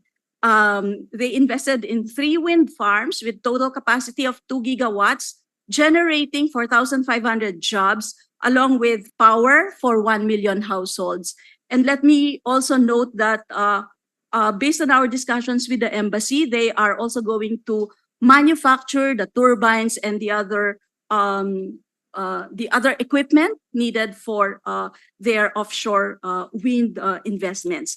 There were also 9 Chinese companies, including state-owned China General Nuclear Power Group and wind turbine manufacturer Mingyang Wind Power, that pledged to invest $13.7 billion in renewable energy, energy storage systems, and off-grid power systems. Now, in the next slide, this is the smile curve of Yusek Rose earlier. And as you can see, the value addition, that vertical axis is measuring value added, Mr. Chair. And what the main message here is that value addition and potential profits are greatest in services as compared to manufacturing. Manufacturing is that one at the bottom. And these are highest, value added is the highest in R&D services, in innovation, in design, marketing, branding, and after-sales services. And in order for us to maximize our economic gains that would arise from potential liberalization of the services sector, we need to invest in the high-value stages of the supply chain apart from manufacturing. And we need to do that, we need to create an environment where companies can move up the value chain. We need investments in education, in infrastructure, and innovation ecosystems. In the next slide, I'm not sure whether this has been mentioned by the other speakers, but while services account for 60% of our GDP and 57% of total employment, in terms of labor productivity, this has remained low. And this is evident from the slide. It's low, not only in comparison with other sectors in our domestic economy, but even if we compare it with other countries, Malaysia, Thailand, Indonesia, we're still behind. We're slightly above Vietnam and Cambodia in terms of our services labor productivity. And in the next slide, let me also highlight this, Mr. Chair. In the more than 47 or in the more than 40 roadmaps that we formulated together with the private sector, the 60-40% foreign equity rule has been mentioned as one of the most binding constraints to growth. Next slide. So why do we need to liberalize services? Like what I've said, we need to completing the services liberalization would be crucial. Services is key for growth, competitiveness, and jobs. And opening services, FDI, can boost productivity across economic sectors and benefit micro, small, and medium enterprises in particular. In the next slide, this is our vision for the services industry. We want to grow more globally competitive and innovative services sector that would create more quality jobs, move up the value chain, and enable our structural transformation. The strategic actions are the following. We need human capital development and infrastructure support, and crucial here would be investments in education and training, technological and digital, physical, as well as legal infrastructure, trade, investment, and industrial policy that would promote services that harness global value chain potentials. And the Tatak Pinoy strategy would play a crucial role in achieving this, Mr. Chair. Supply chain integration of services, manufacturing, and agriculture. We also need regulatory and institutional frameworks. We have what we are recommending is a gradual liberalization of the services sector to allow industries to adjust, along with a strong implementation of our competition law and policy. And lastly, technology adoption and innovation ecosystem, which would improve productivity and service delivery of the sector. In the next slide, we also identified the various activities that are needed in building our infrastructure ecosystem to promote the services sector, given that it is the glue that binds together our economic sectors.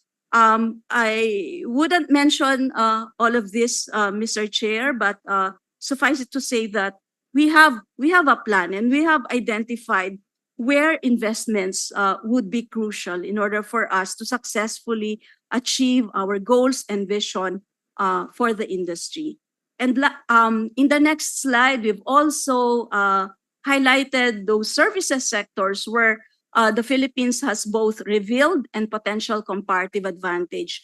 Number one, of course, we have a pool of skilled, semi-skilled, highly skilled workers, which are our main source of strength and the drivers of our services exports. We have the IT BPM, IC design, business services, the creative, R&D, ship repair, infra services, energy, and so on. And let me end, Mr. Chair, in the next slide, please, by quoting our Secretary, Fred Pascual. DTI stands with a call to amend the economic provisions of the 1987 Philippine Constitution. This is not a call for relinquishing our national interests, but rather a strategy to align with the inevitable global economic currents. It is a call for practicality, openness, and strategic action to empower the Philippine economy to reach its full potential. Maraming salamat po, Mr. Chair. Thank you. That's a very good presentation on the part of DTI. Thank you. My bladder's telling me that we've gone over 3 hours straight. So if we could, Justice, yes, then we'll have a 5-minute break. Go ahead, Justice. Just a comment, Mrs. Chair. I do not think we have to change a single word of the Constitution to open up our services industry. Thank you. Thank you. Yusek Fita will just ask for more information on, you said that when you were conducting your 40 or so roadmaps for industries, many cited the constitutional provisions as binding constraints. Could we ask for more details on that later on? Thank you. The chair will just call a 5-minute break with the permission to Risa, because we've gone over 3 hours without a break. So just a 5-minute health break. Thank you, Your Honor. Yes, Mr. Payne, you wanted to say something? Just a very brief comment. I think we focus a lot on the volume of FDI. We should never forget that the other two parts are competition, which make us internationally competitive, and secondly, innovation. We need to innovate constantly to stay internationally competitive, and indeed for our citizens to benefit of what is internationally. So I would stress that when we talk about easing restrictions on FDI, we are also talking about importing innovation. We're talking about being competitive. Thank you. Yes, thank you. And I would add to that, to our economic team, maybe we could plot the graphs of GDP per capita, because I think that's that rather than just the volume of foreign direct investment, it's the actual impact on incomes and maybe employment. If you have graphs that you could plot against the FDI and because you've said that Thailand and Malaysia are and the Philippines are among the most restrictive in terms of foreign direct investment, but we're lagging behind those countries in terms of incomes. Vietnam is more open, but we're more aligned to them in terms of incomes. So there's somewhat of a disconnect there. I think we need to see more data to complete the picture. Like why is Malaysia much higher than us? Of course, the answer is probably we suspect it's because they have better and stronger and more competitive local industries. No, that's why we're pushing for Tatak Pinoy. But I think we need the empirical data to support the assertions. Thank you. I will come back in 5 minutes.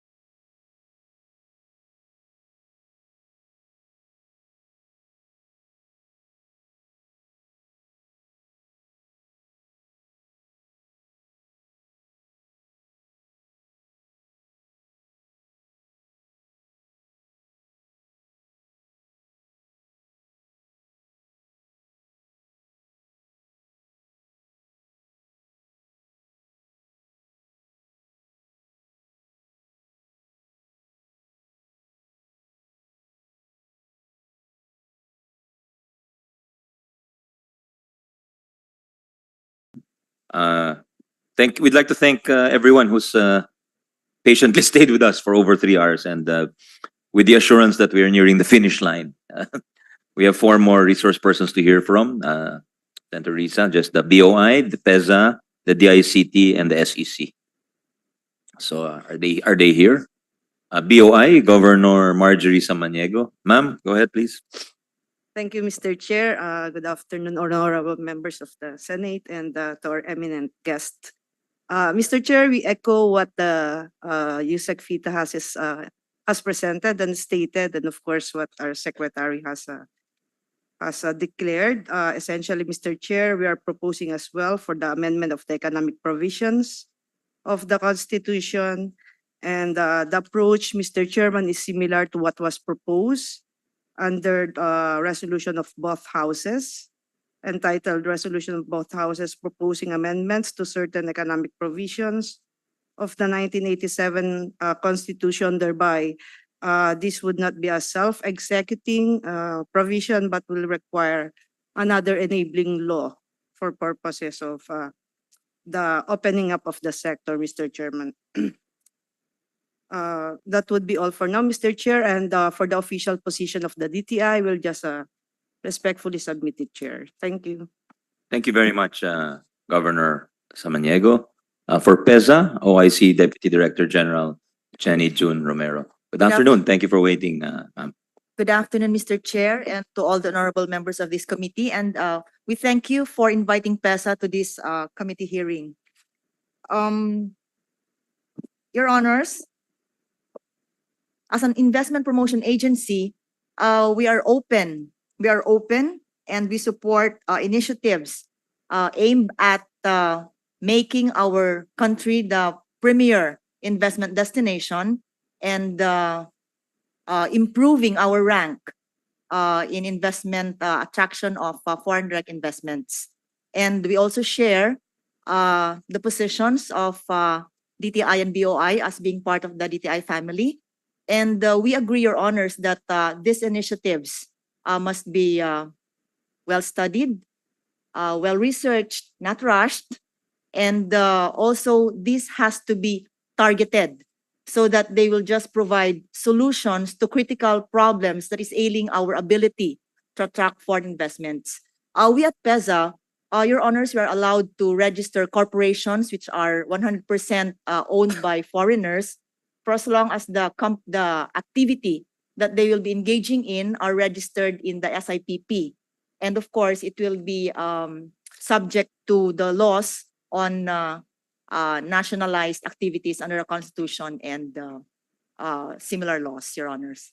We'll be submitting our comments in the next few days. Thank you very much, DDG Romero. We'd like to acknowledge the presence of Senator Bato de la Rosa, the Senate Chair of Committee on Public Order. Good afternoon, sir. So now we have DICT, ASEC Paraiso. Good afternoon, Mr. Chair. First and foremost, in behalf of our Secretary Ivan Uy, we would like to thank this honorable committee for inviting the ICT. We are honored to be here.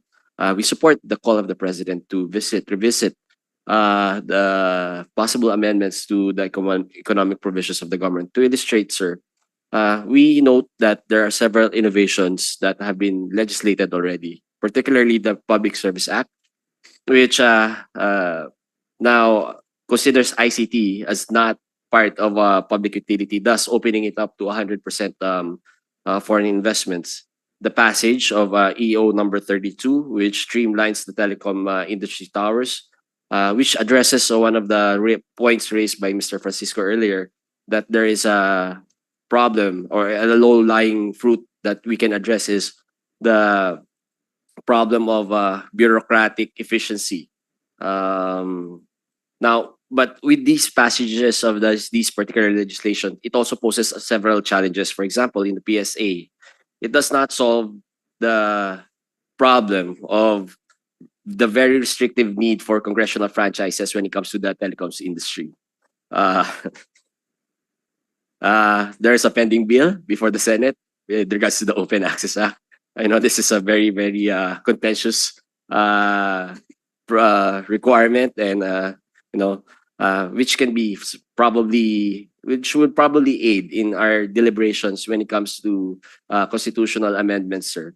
Also, when it comes to while government needs vital infrastructures to improve connectivity and digitalization, there's also a need to liberalize or revisit the provisions of the public procurement law because it's very restrictive when it comes to the ICT industry. A very good point raised by Chairman Aguinaldo earlier was results can only would be the best indications of a law, whether a law is effective or not, would be the results.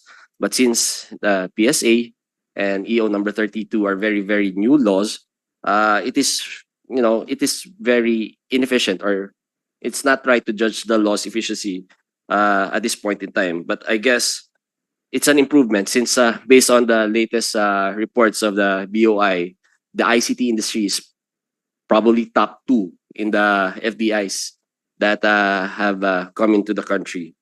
If the goal is for investments, we guess that the law is efficient.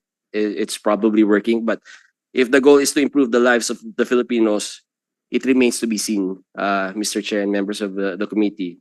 But for sure, this one thing is for sure, we can do better. So at least on the part of the ICT industry. So with that, Mr. Chair, we thank you, sir. Want to clarify, you're saying changing the constitution, the positive effects remain to be seen for the Filipino people. No, sir.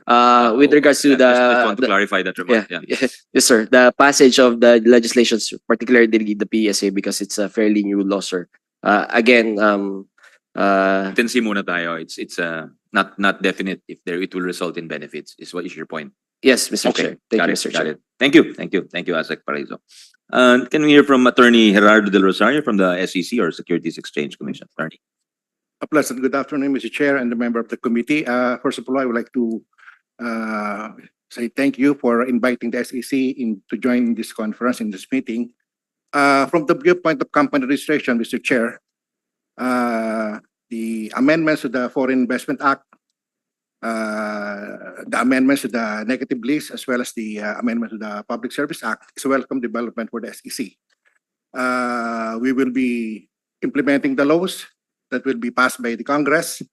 We're happy that our economy is being opened because we're giving opportunity to the foreigners to provide investment in the Philippines, and it's equivalent to employment opportunity for our kababayans. And Mr. Chair, I would like to emphasize what Mr. Francisco said a while ago, that there's a need for a lot of signature in the SEC. Registration bears no more signature.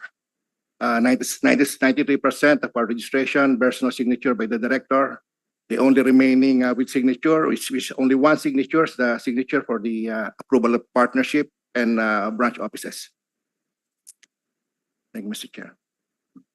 Commendable on the part of the SEC.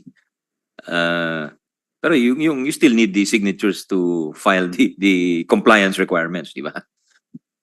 Yes, Chair. In fact, we will be launching a project which is so-called credentialing. So how fast can you form a juridical body or a corporation nowadays? Well, sir, we have a so-called one day. One day. approval. Kaya na. Okay. That's because of the new corporation code, di ba? Yes, sir. But siyempre po may konting restriction. Hindi naman restriction, but we can only cater to 100% Filipino company. Right. The basic corporations, yung holdings, Okay. manufacturing. Anong requirement nyo pag 60-40? Pag may foreign ownership, what is the compliance or regulatory requirement there? Nothing, sir. Nothing, Just just the the filing of signature the of the- articles of incorporation. Yes, sir. Okay. All right, that's good. Thank you. That's it for our resource persons. I'll turn it over to my colleagues for their questions. Senator Risa, thank you for waiting patiently. You have 10 minutes then, Senator Bato, afterwards, if you wishes. Yeah. Go ahead, ma'am. Salamat, Mr. Chair. So I think some of our resource persons took the health break as a permanent break. Speaking of Go- which, Go actually, ahead, Senator Risa. my So we still have very good resource persons here Opo. in the person of our economic agencies. Go ahead, ma'am. Definitely. Thank you so much, Mr. Chair. Actually, yung una kong tanong sana kay Justice Carpio, but maybe for the next hearing if he will be with us If you can again. send him your questions, ma'am, or if you wish. Yeah. Salamat, Chair. Siguro, on the legitimacy of the need for RBH 6, I was going to ask this to Sec Balisacan, but after hearing the presentation of Dr. Angeles, sir, if I could ask this question of you.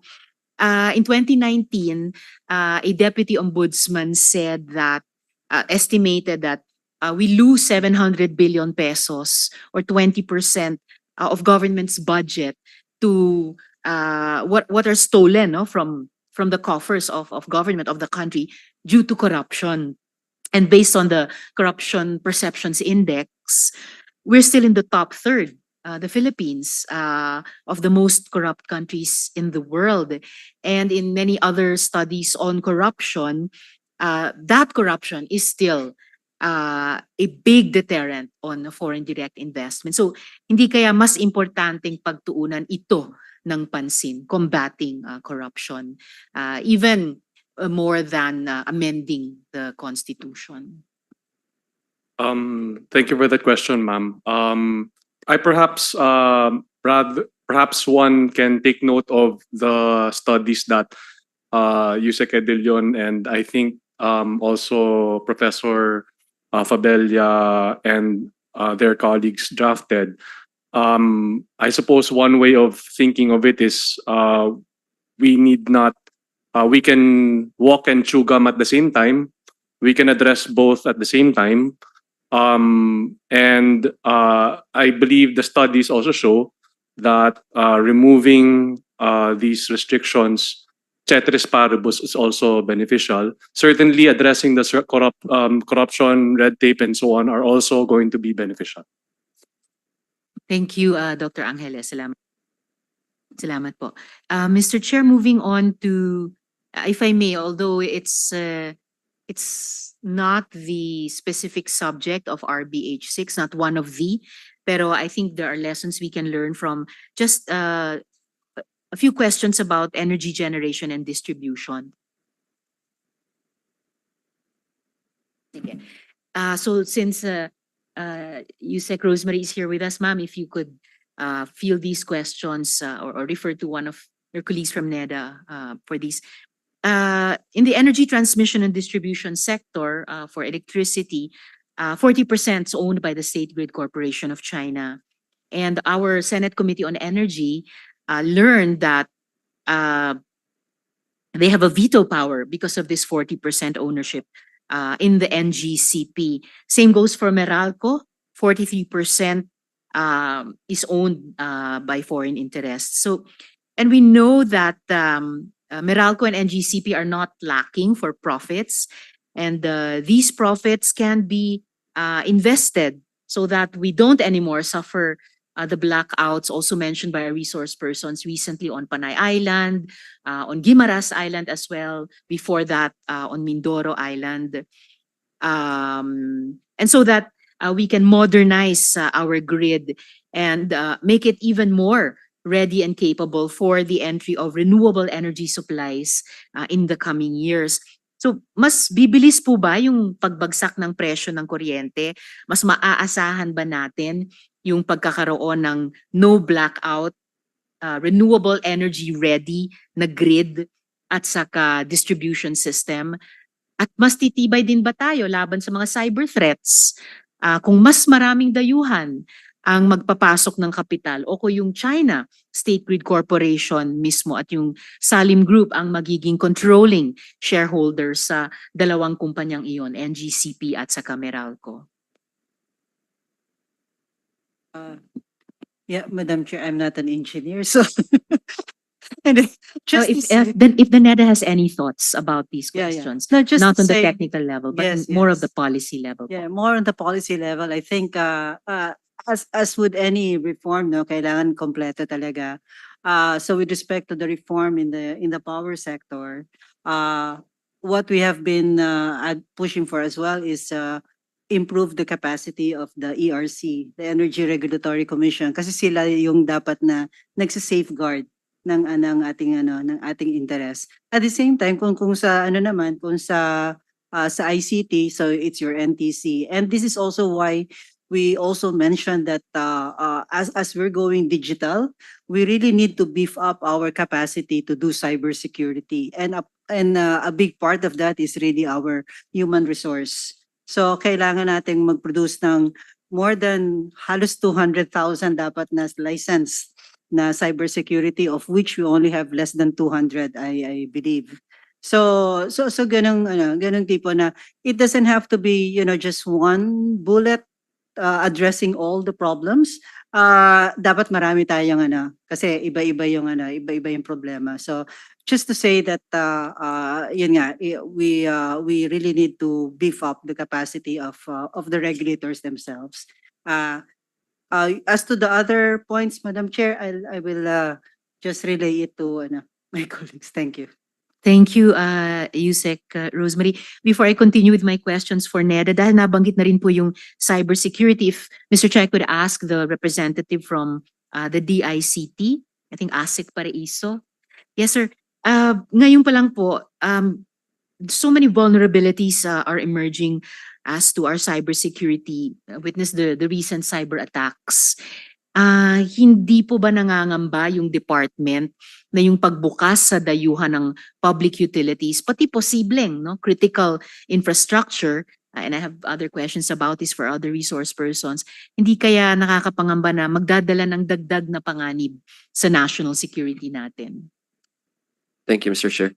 Mr. Chair, there's always that possibility. There's always that fear. But with the passage and the approval of the President of the National Cybersecurity Plan, comes with it our the improvement and the plan to beef up, as our colleagues were saying, the cybersecurity capacity and posturing of our nation. At the heart of it is, as mentioned, is the upskilling and training of various cybersecurity and IT professionals in government.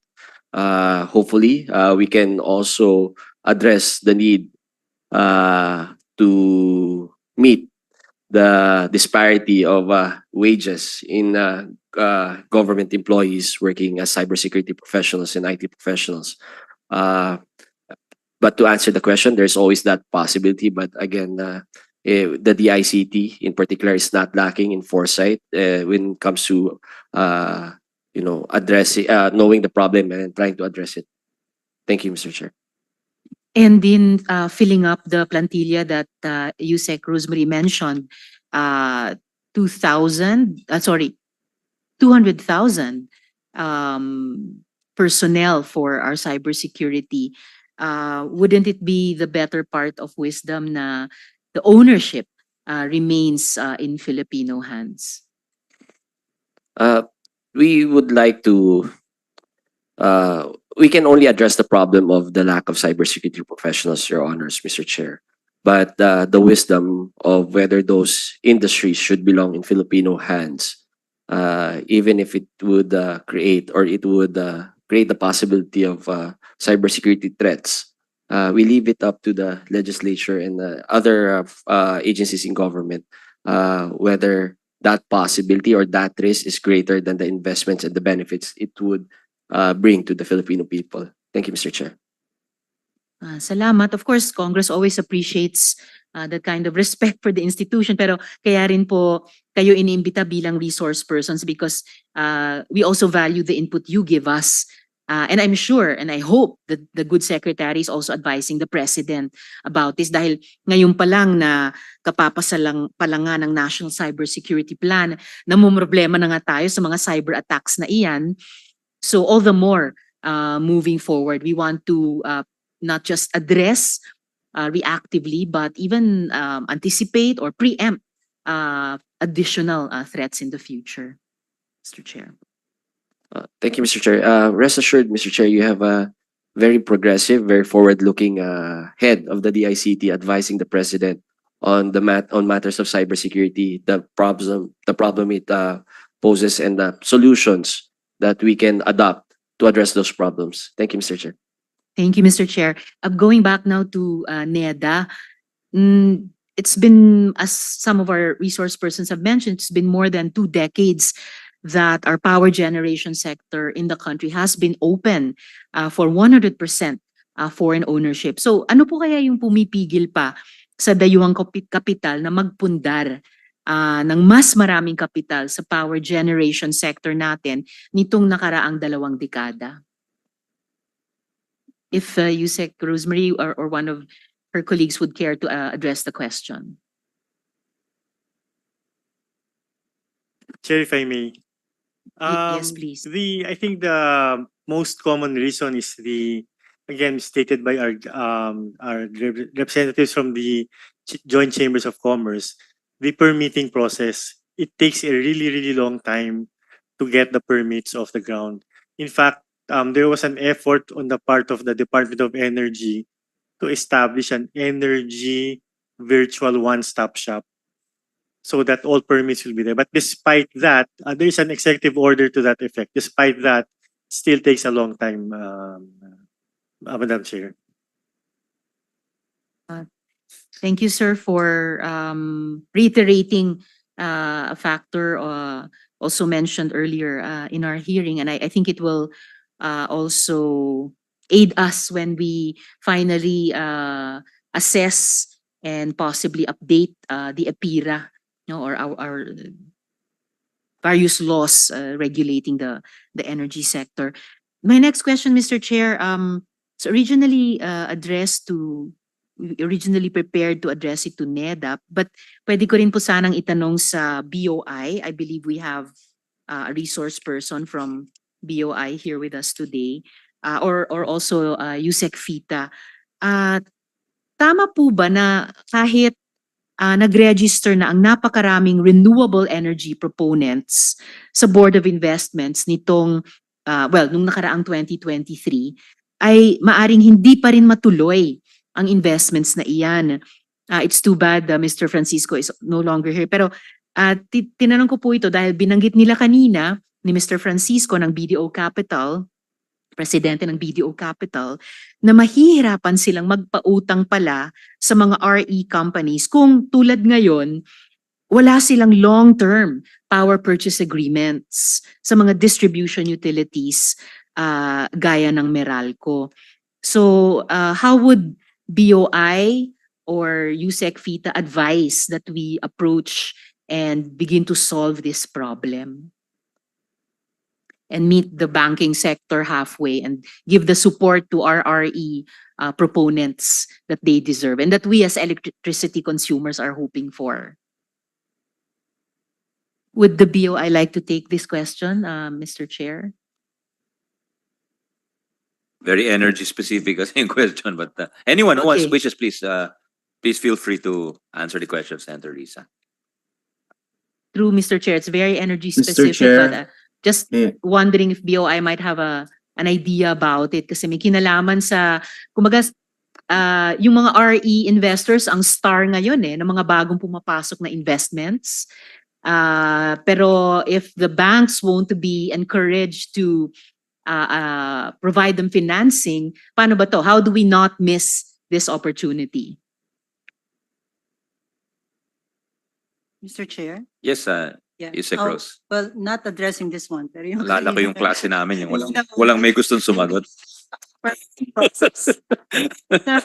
So just to say na just to add to the problem of the permitting process, it's also related to the capacity of the ERC kasi isa sila sa bottleneck talaga yung pag-approve ng mga proposals for this power plant projects.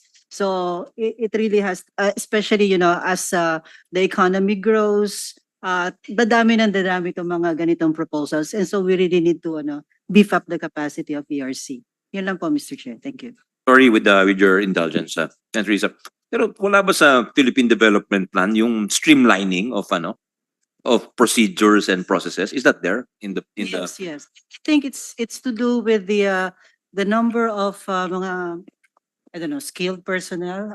I may be and also sa PISAC sana, sa private sector advisory council, kasi I know they meet directly with the president, and then a lot of their recommendations have been already implemented or in the process of implementation, like NAIA, etc. So yung mga yun, very urgent yung mga very, kumbaga, makakatulong talaga sa pag-akit ng mga investor, di ba? So why don't we put it there sana, aside from the development plan, pati sa PISAC agenda. That's my suggestion. No? Thank you, Senator Risa. Salamat, Mr. Chair. I'm wondering if BOI Governor Ramos Samaniego would like to just share some thoughts about my question. Sayang kasi ma'am, di ba? Dami nang pumapasok na RE investors, RE companies. Sila nga yung majority ng mga bagong investments natin recently. Sa inyo po, sa Board of Investments. But the banks have started to tell us some of their difficulties. So how do we, kumbaga, put the synapses in this subset of the brain together? Thank you, Senator Risa. Essentially, it's a bilateral long-term supply contract, so it's more of a grid issue, Senator Risa. But what the BOI is doing is, if they're registered with the BOI, what we do is we suspend their commercial operation. And as I'm saying this, Mr. Chair, we actually we have this executive order number 18 where we facilitate all of the permits and licenses for projects that are categorized as strategic industries. And it's true, last year, Mr. Chairman, we have like 937 billion worth of investment from RE. And as we're speaking right now, we are actually working out all of these Dollars, permitting. ma'am. Dollars po yun, Governor. 937, no, pesos. Pesos. Sir. But that was just like from June to February. So it's really, we really have, when we opened the RE, through the IRR actually, that was the time that there was this onslaught of in all of these RE projects. And within that period, we have that much investments in RE, which include as well FDIs. But on this, ma'am, what we are doing is, through the EO18, we're looking at each and every permit, and we're looking at all of these areas of concern para i-address. Normally, ma'am, if but this long-term power supply agreement is bilateral in nature. So what we could do is we can just encourage the parties on how we can unbundle this issue, Madam Senator. It's more of a grid issue. Right now, we have also in our recent meeting, also with the EVOS, that's the one that there's this energy online one-stop shop as well. We also met with NGCP, where we are now made aware that all the queues on this, all of this queuing would now be done by sometime April. So all of this, ma'am, tinitignan na po namin isa-isa through the EO18, all of these issues and concerns on how we can facilitate the operation actually, not just permitting, but eventually the commercial operation of the projects, Mr. Chairman. Thank you. Maraming salamat din, Attorney Governor Ramos Samaniego. And of course, Mr. Chair, I also listened to what Yusek Rosemary has repeatedly said na importante din yung papel ng ERC at yung upgrade ng capacity niya, also to facilitate these essential connections like the long-term power purchase agreements. Mr. Chair, I think Yusek Rosemary is raising her hand to interject. Yes, Yusek Rose. Before you answer, Yusek Rose, I might forget I wanted to ask this, kanina ko pa gustong hingin. Kasi nag-release ng PR ang PCOO kahapon na 12 billion was it dollars or pesos of the pledges have materialized. So could I get details on that, please? Because that's a very impressive number. We'd like to know the details, what industries, what corporations, etc. and so forth. So since we'll take advantage of your presence to request that, please, before the next hearing. Thank you. The next hearing is next week. Thank you. Thank you, Senrisa. Thank you, Mr. Thank you, Chair. Ipapasa load ko kay Marge. But anyway, no, just to say for the record as well na, as per press release din ng ERC, they only have 272 plantilla positions, and they're supposed to do the processing of all these applications in addition to monitoring the performance then. So we really need to address the I also know that they had a large cut in their budget yata. So yeah, so it has to be, like I said, a system-wide approach for this one. Thank you, Mr. Chairman. Mr. Chair, the chair happens to be also the chair of our committee that passes the budget But I law don't every year. handle and, ERC. It's Senator Gatchalian who handles that's true, Mr. Chair. ERC. Although Nung sinabi yun, nag-walk out yung staff ni Senator Gatchalian. Hindi, joke lang. Baka pinatawag ko, in fact, I remember, Mr. Chair, that the committee, as led by the vice chair, Sen Sherwin, and this representation, we restored the budget of the ERC. So what Yusek Rosemary has been saying, we'll find support. We'll continue to find support here in the Senate for I think what capacity. traditionally Senator Gatchalian, who's been handling the subcommittee of the Committee on Finance, handling the energy agencies, he just juggles it. He doesn't. In fact, he adds to it. But he realigns the budget where he sees fit. So if he thinks he doesn't take it out of the DOE family is what I'm trying to say. No, just in his defense. Kasi wala po siya dito. So. And I Go ahead. confirm that, Mr. Chair. So just a last question for NEDA on the energy generation and distribution. So kasi nga napakaseryosong usapin po itong supply ng kuryente. Kung wala to, of course, wala ang manufacturing sector na inaasahang magbibigay ng empleo sa mga mawawala ng trabaho sa sektor ng agrikultura na patuloy na gumagamit na ng mga makina. Alam na ng mga bansang gaya ng Vietnam, which we've been talking about a lot, na ang susi para pumasok ang foreign investors sa manufacturing sector ay ang supply ng mura, sapat at maasahang kuryente. So, given these so far, Yusek Rosemary, hindi kaya ang pag-amyenda sa EPIRA law ang dapat nating inaatupag sa halip na ang tsa-tsa? Any thought on that, ma'am? Yeah, Madam Chair, I have to beg your indulgence and we'll just get back to you. I'll ask my colleague to give his comment on that. Thank you. Your colleague, ma'am, meaning Director General Balisacan? Yeah, and Yusek Dokoy. Yusek Capuno. Sen. Risa, what was the question? We missed the question. Oh. I was just wrapping up that napaka-importante yung mga usaping kuryente. So, hindi kaya amyendahan na lang natin yung EPIRA sa halip na amyendahan ng konstitusyon. Maybe the Philippine Development Plan even had some points about that. Comments there from the resource persons? She said that the good Yusek said she would ask Director General Balisacan. Anything on the development plan regarding EPIRA? Or you take that as also as a initial condition? Yeah, please speak in the mic, Yusek Rose. It's in the legislative agenda. Meron ho doon Yes. to amend EPIRA. Okay. So we'll just ask for details maybe, Sen. Risa. Thank you, Chair. It's good to know that it's on the LEDAC priority legislative agenda. At least probably 2 years before this whole idea of amending the Constitution came up. Chair, I think Yusek Fita is also raising her hand. to Yes, interject. of course. Yusek Fita and anyone for that matter after her could offer a response. Go ahead, ma'am. Thank you, Mr. Chair and Senator Risa. Actually, I was raising my hand to go back to the PPA question that was raised by Senator Risa a while ago. But I believe as well that we need to review the EPIRA.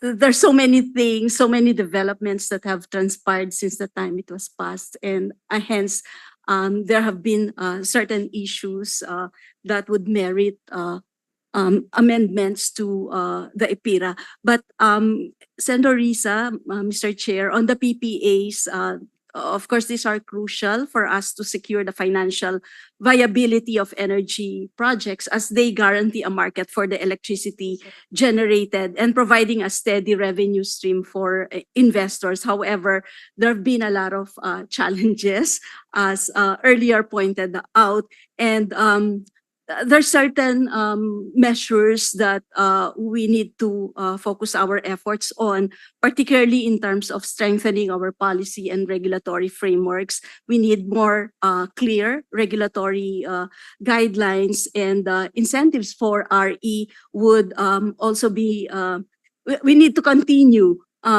because there are already incentives in place, tax breaks, feed-in tariffs, subsidies, and we hope to be able to sustain these incentives for RE and enhancing the financial models in order for us to address the risks. Some risk mitigation instruments would need to be developed, along with some certain flexible pricing structures that could be put in place, or for now, probably they need to be studied in order for us to see how this could be implemented given our current context, and promoting more public-private partnerships, fostering collaboration between the public and private sectors to share risks and benefits, capacity building, enhancing the capacity of our LGUs and utilities to negotiate and manage PPAs,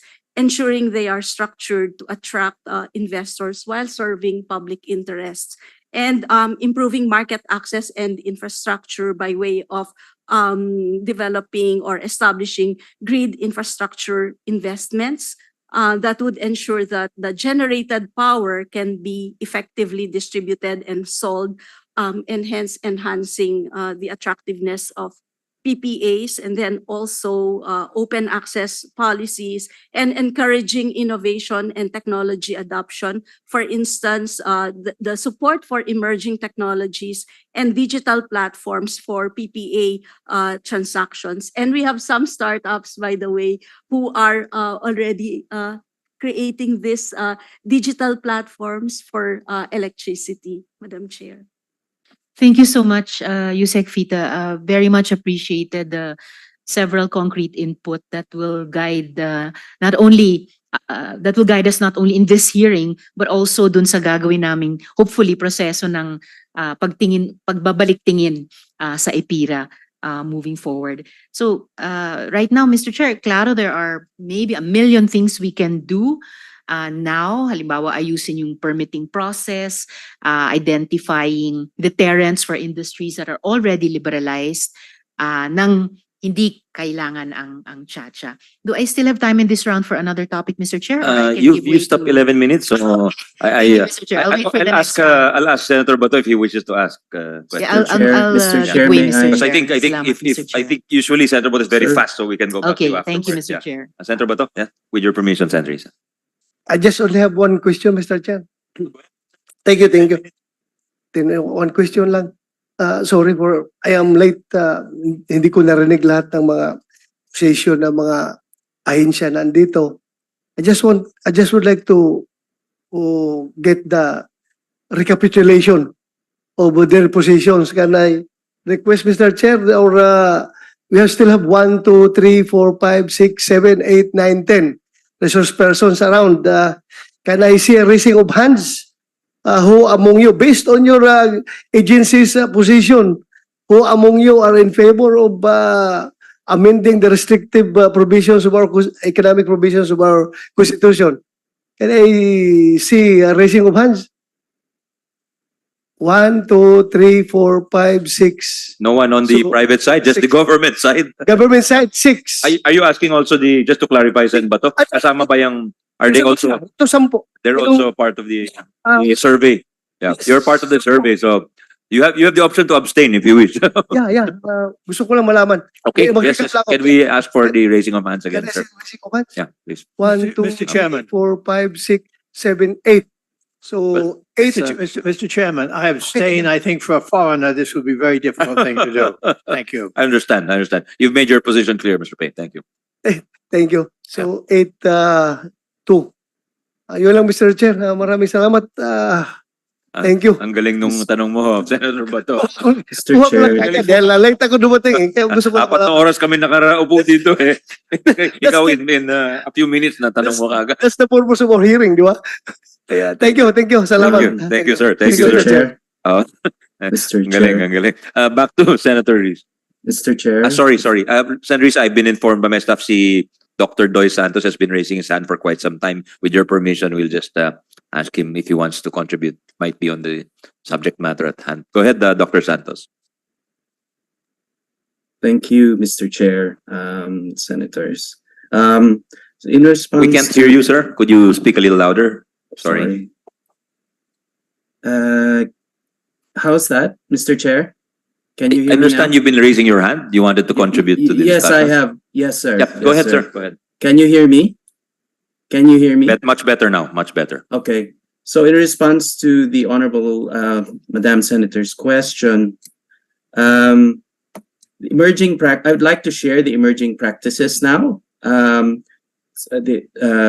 my state, where I'm based now in South Australia, where the power prices used to be the most expensive in the nation, it has now gone to the cheapest. And a lot of that has gotten to do with the fact that we made a transition into renewables earlier. And at one point, there was even a major blackout because the grid connection to Victoria was cut during a storm. And then Elon Musk came in, and there was an agreement to build batteries. So 100 megawatts. That's what he did in 90 days. And so one of the things that came out of that was that battery storage is not only power generation, but it helped to stabilize the grid by providing ancillary services. And in fact, helped lower the cost, because when you have variable generation and it varies during the day, the task of the grid is to maintain parity between supply and demand. So the battery storage was thought to help in prevent blackouts by supplying energy. The utility derived from that 100 million investment was that it helped to stabilize the grid, because you're talking here about microseconds rather than minutes to balance the influx, and it has resulted in that lower power. And then the other thing is that microgrids. So earlier it was highlighted that a lot of the investments are off the grid. So in fact, as I mentioned earlier in my statement, that most of these projects are remote from the grid, but are actually closer to the consumer. So it can provide to households in the locality.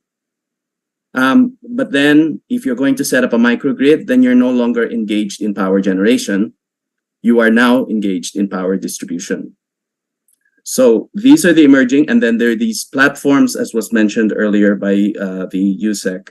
And then lastly, there's the ASEAN grid, where actually Australia, in my home state, they're producing solar commercials at a commercial scale to feed into Singapore through undersea cables via Indonesia.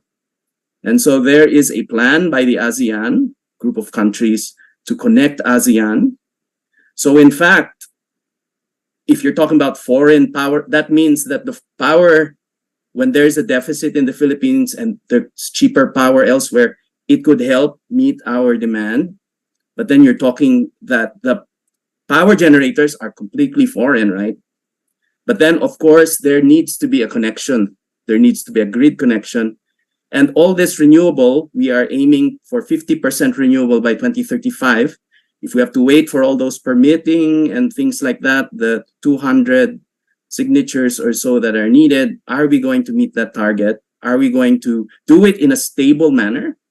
Because flexibility is needed, but also stability. And so I submit, Mr. Chair, that the technical know-how, the capabilities, the innovation, for that to be diffused, it's all happening in the major centers of powerhouses of the world. For that to diffuse to the Philippines, we need to be more open. And so if we were to just simply amend the PSA Act and include grid distribution and transfer, how thin are we going to slice that provision? Because sooner or later, EVs will come into the picture. So then are you going to include public utility vehicles?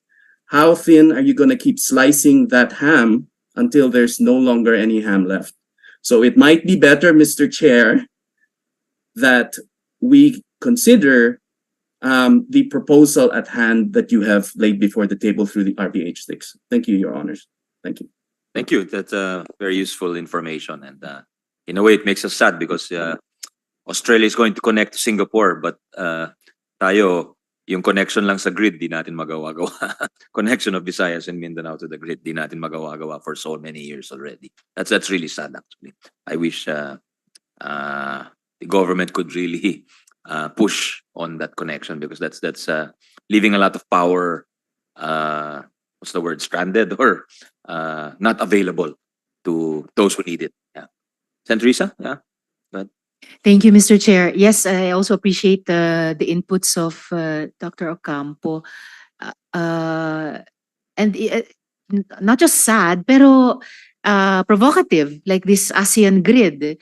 Malay ba natin kaya nating humabol dyan? And again, not solely through the Chacha route.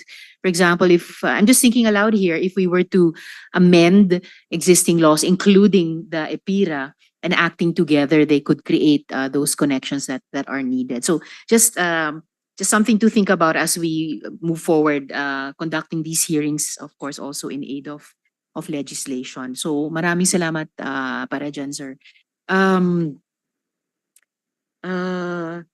Sige, on the Public Service Act naman, if Yusek Rosemary will bear with me, I'd like to pose these questions to NEDA as well.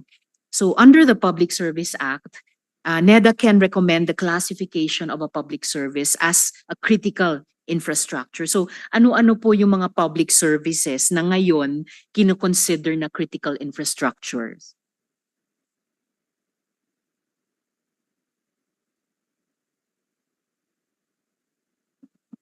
Yeah, Madam Chair. Right now, we're just looking at it's the telecoms industry that is still identified in the law and in the IRR.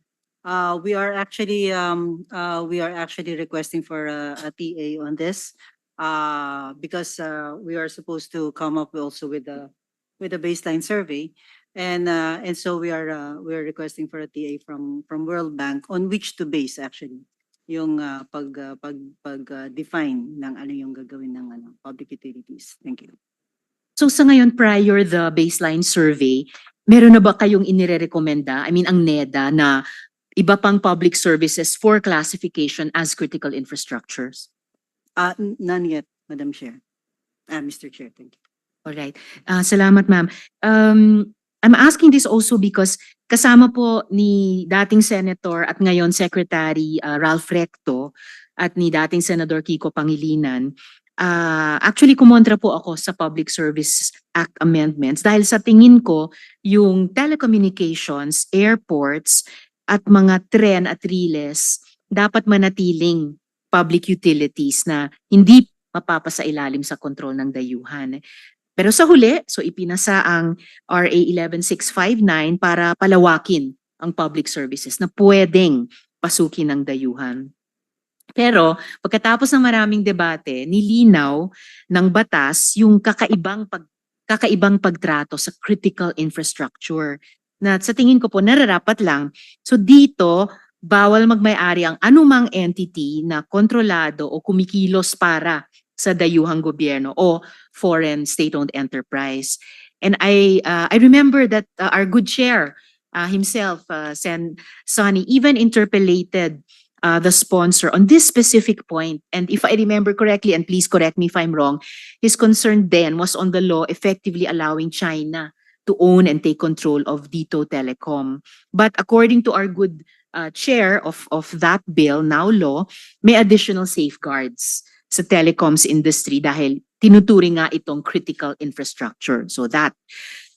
Ngayon, ang legislatura, so parehong sa Senado at saka sa House of Representatives, kinilala yung pangangailangang protektahan ang critical infrastructure. So sa RBH 6, sa tingin ng NEDA, tama po ba na wala nang ganitong distinction? Wala nang ganitong proteksyon sa critical infrastructure?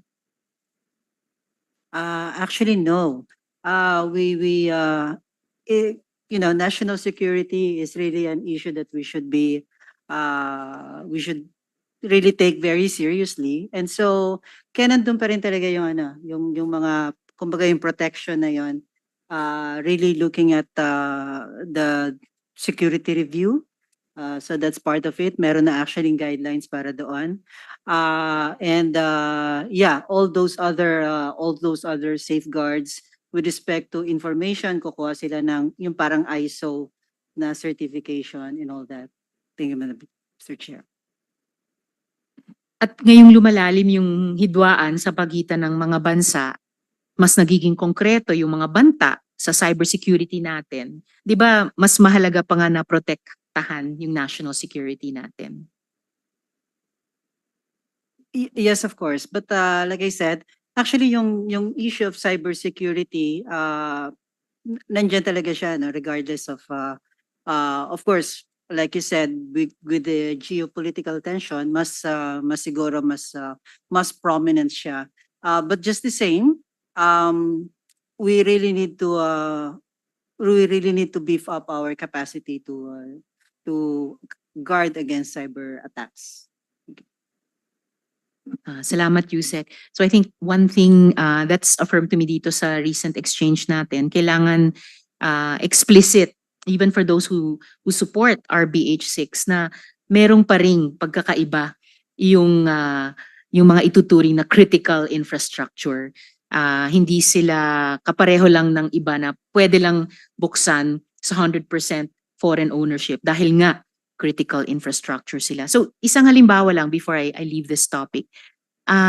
Napabalita na mayroon ng 3 prospective winning bidders yung 170.6 billion peso na iya privatization. Sa pagkakaalam ko, all of the 3 bidders have foreign partners based on existing cap on foreign equity ownership. Pero sa amended Public Service Act natin ay iniwan sa diskresyon ng Pangulo ng Pilipinas kung alin sa natitira pang public services ang itatalaga nito na critical infrastructure. So sa RBH 6 po ba, nakikita nyo ba na may plano na nating itodo bukas sa foreign ownership ang lahat at alisin na ang naiwang discretion sa Pangulo sa bagay na ito?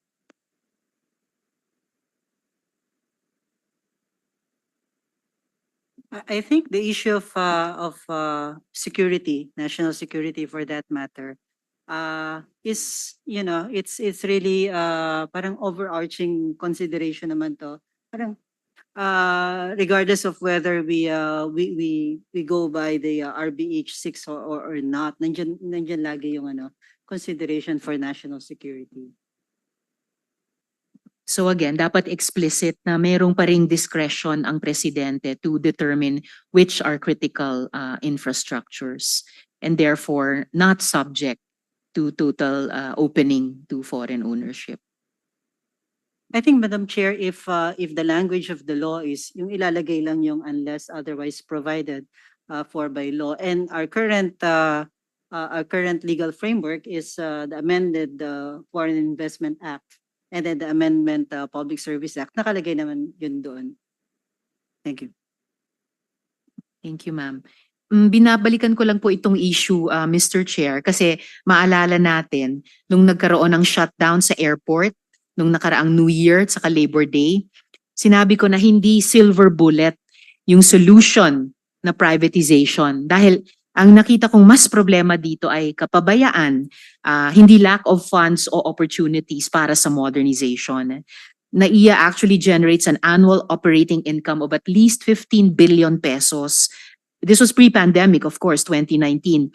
At nakakabawi rin ito ngayon. Unfortunately, very little is left with MIAA for operations, as 50% or more of its net income is remitted to the national treasury, on top of the 20% national government share in the authority's operating income based on actual collections. Kaya hirap ang MIAA sa sariling upgrading at modernization. And according to the Workers' Union, Mr. Chair, the Samahan ng mga Manggagawa sa Paliparan ng Pilipinas or SMPP, 5 to 7% na lang ang budget para sa maintenance every year. Hindi parang kahawig-halos ito ng Transco na kumikita naman ng 20 billion pesos kada taon pero ipinamigay natin sa lokal at dayuhang konsorsyum ng NGCP para patakbuhin at pagkitaan. So sana Does NEDA have any thought about that? What we did to Transco in this whole privatization process? Baka si Yusek ba yun eh? No, just to say that in the amended Foreign Investment, Public Service Act, there actually is a provision for yung performance requirement, monitoring by the regulator. So merong mga performance parameters, and parang on this basis, merong yan eh, I believe may sanction na nandun. I just forgot kung ano yung nilagay doon na sanction. Pero kasama yun sa safeguard. With respect to Transco, I'm not privy to that info unless si Yusek Agabi. Would Yusek Agabin care to comment on this, Mr. Chair? I'm sorry, I didn't catch the question, Chair.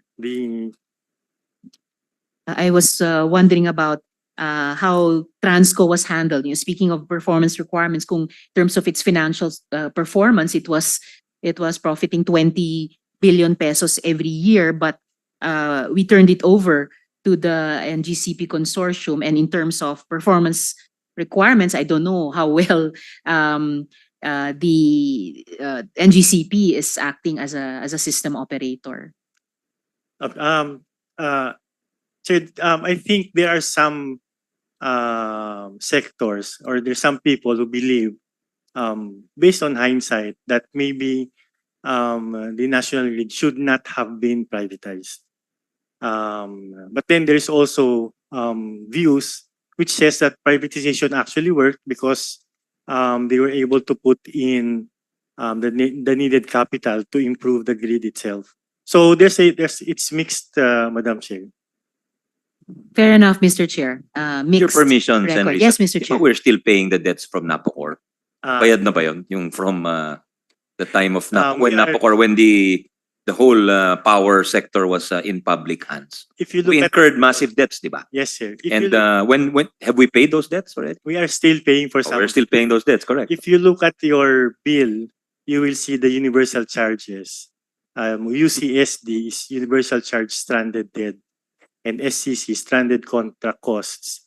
Those are the amounts we're still paying for, Mr. Chair. A reminder kasi we often hear, not from senators, but from other sectors, na dapat gobyerno nag-handle niyan eh. Eh dati nga gobyerno nag-handle, tingnan nyo nangyari, di ba? Go ahead, Sen.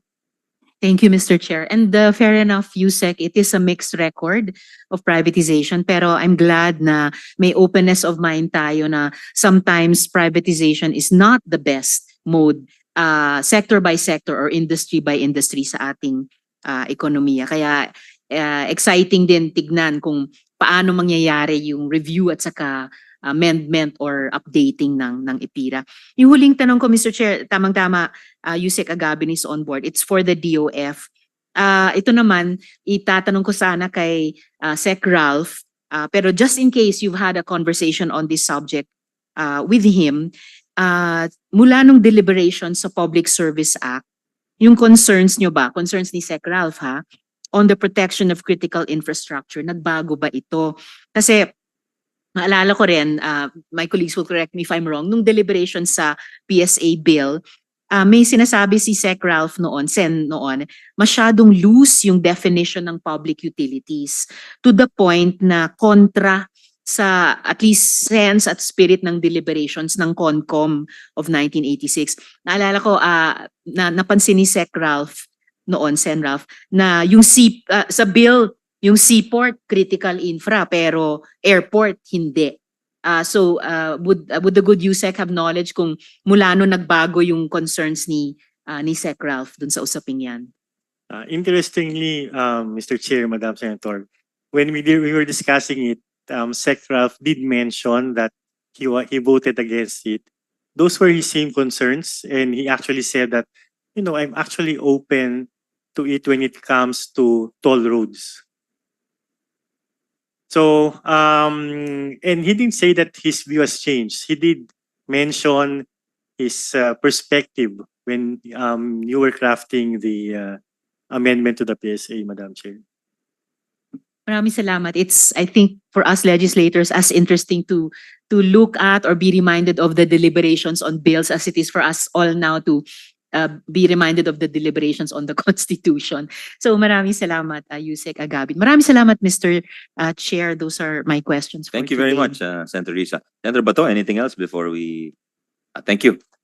Any last word from the resource persons? I'm sure we're all somewhat exhausted but from a very stimulating discussion. And allow me to thank our resource persons, especially those who stayed, and our colleagues, especially, and Risa Sen Bato, and those who came earlier. Any last words before we suspend the hearing? Of course, we'll continue. Mr. The Chair. subcommittee will continue to have hearings next Mr. week. Chair, Mr. Chair, Yes, who is Dr. Santos here. Dr. Santos? Yes, Online. Dr. Santos, go ahead. Yes, my last statement actually is in relation also to the question of the Honorable Madam Senator Risa earlier about corruption. If we go back in time to our history, it was actually when we tried to be more preferential to domestic ownership in the 60s that growth slowed and corruption thrived. And in fact, that's what created the first boom bust cycle. And similarly, in the 70s, when we tried state ownership, state intervention, as I pointed out in my statement earlier, it became unsustainable, and then FDI fell. So I know that some have spoken about, well, Dr. Carlos said, where's the empirical data? We don't just need to rely on charts and those statistics, but also our history. And collectively, our memories are very short. Very few really go back to 1902, and our history books don't actually talk about where these economic restrictions arose. Why are we the only country out of the 18 that your honor surveyed, your people surveyed? Why are we the only country with these? And it was, as I pointed out, a strange quirk in our history, in the origins of our country, which eventually you heard of path dependent. Sorry, Professor Fabella, my professor, will scold me for not mentioning this. We ended up following that ever since, and in fact expanding it. So my last statement is, if we want to truly enter a new phase, a new era, a new or bagong Pilipinas, the best way to signal it is to start to unwind the centuries-old pattern of being close to the world and restricting. Thank you, Your Honors. Thank you very much for your time. Appreciate it. Mr. Chair. Thank you, Dr. Thank you very Santos. much, sir. Senator Risa, then back to Mr. Peña. Thank you so much, Dr. Santos. And I apologize, Mr. Chair. I was addressing you earlier, and because I saw the nameplate of Attorney Ocampo across me, I actually called you Dr. Ocampo earlier. I apologize for that. And thank you so much for your inputs. Likes being called doctor. Salamat. Attorney Ocampo. No. Mr. Peña. Thank you, Mr. Chairman. I guess the only thing I would say is the world is changing very, very rapidly. The competition is increasing. And if we want to keep up with it, we're going to have to, whatever we do, whether it's the bureaucracy, whether it's the legislature, whether it's the constitution, we're going to have to move nimbly and quick. Well said. Thank you. Thank you, everyone. From our place, this has been a very useful exercise, and hopefully you've convinced some of our colleagues, but we'll continue nonetheless. Thank you very much, Your Honors, and we appreciate your presence here this morning. We will suspend the hearings.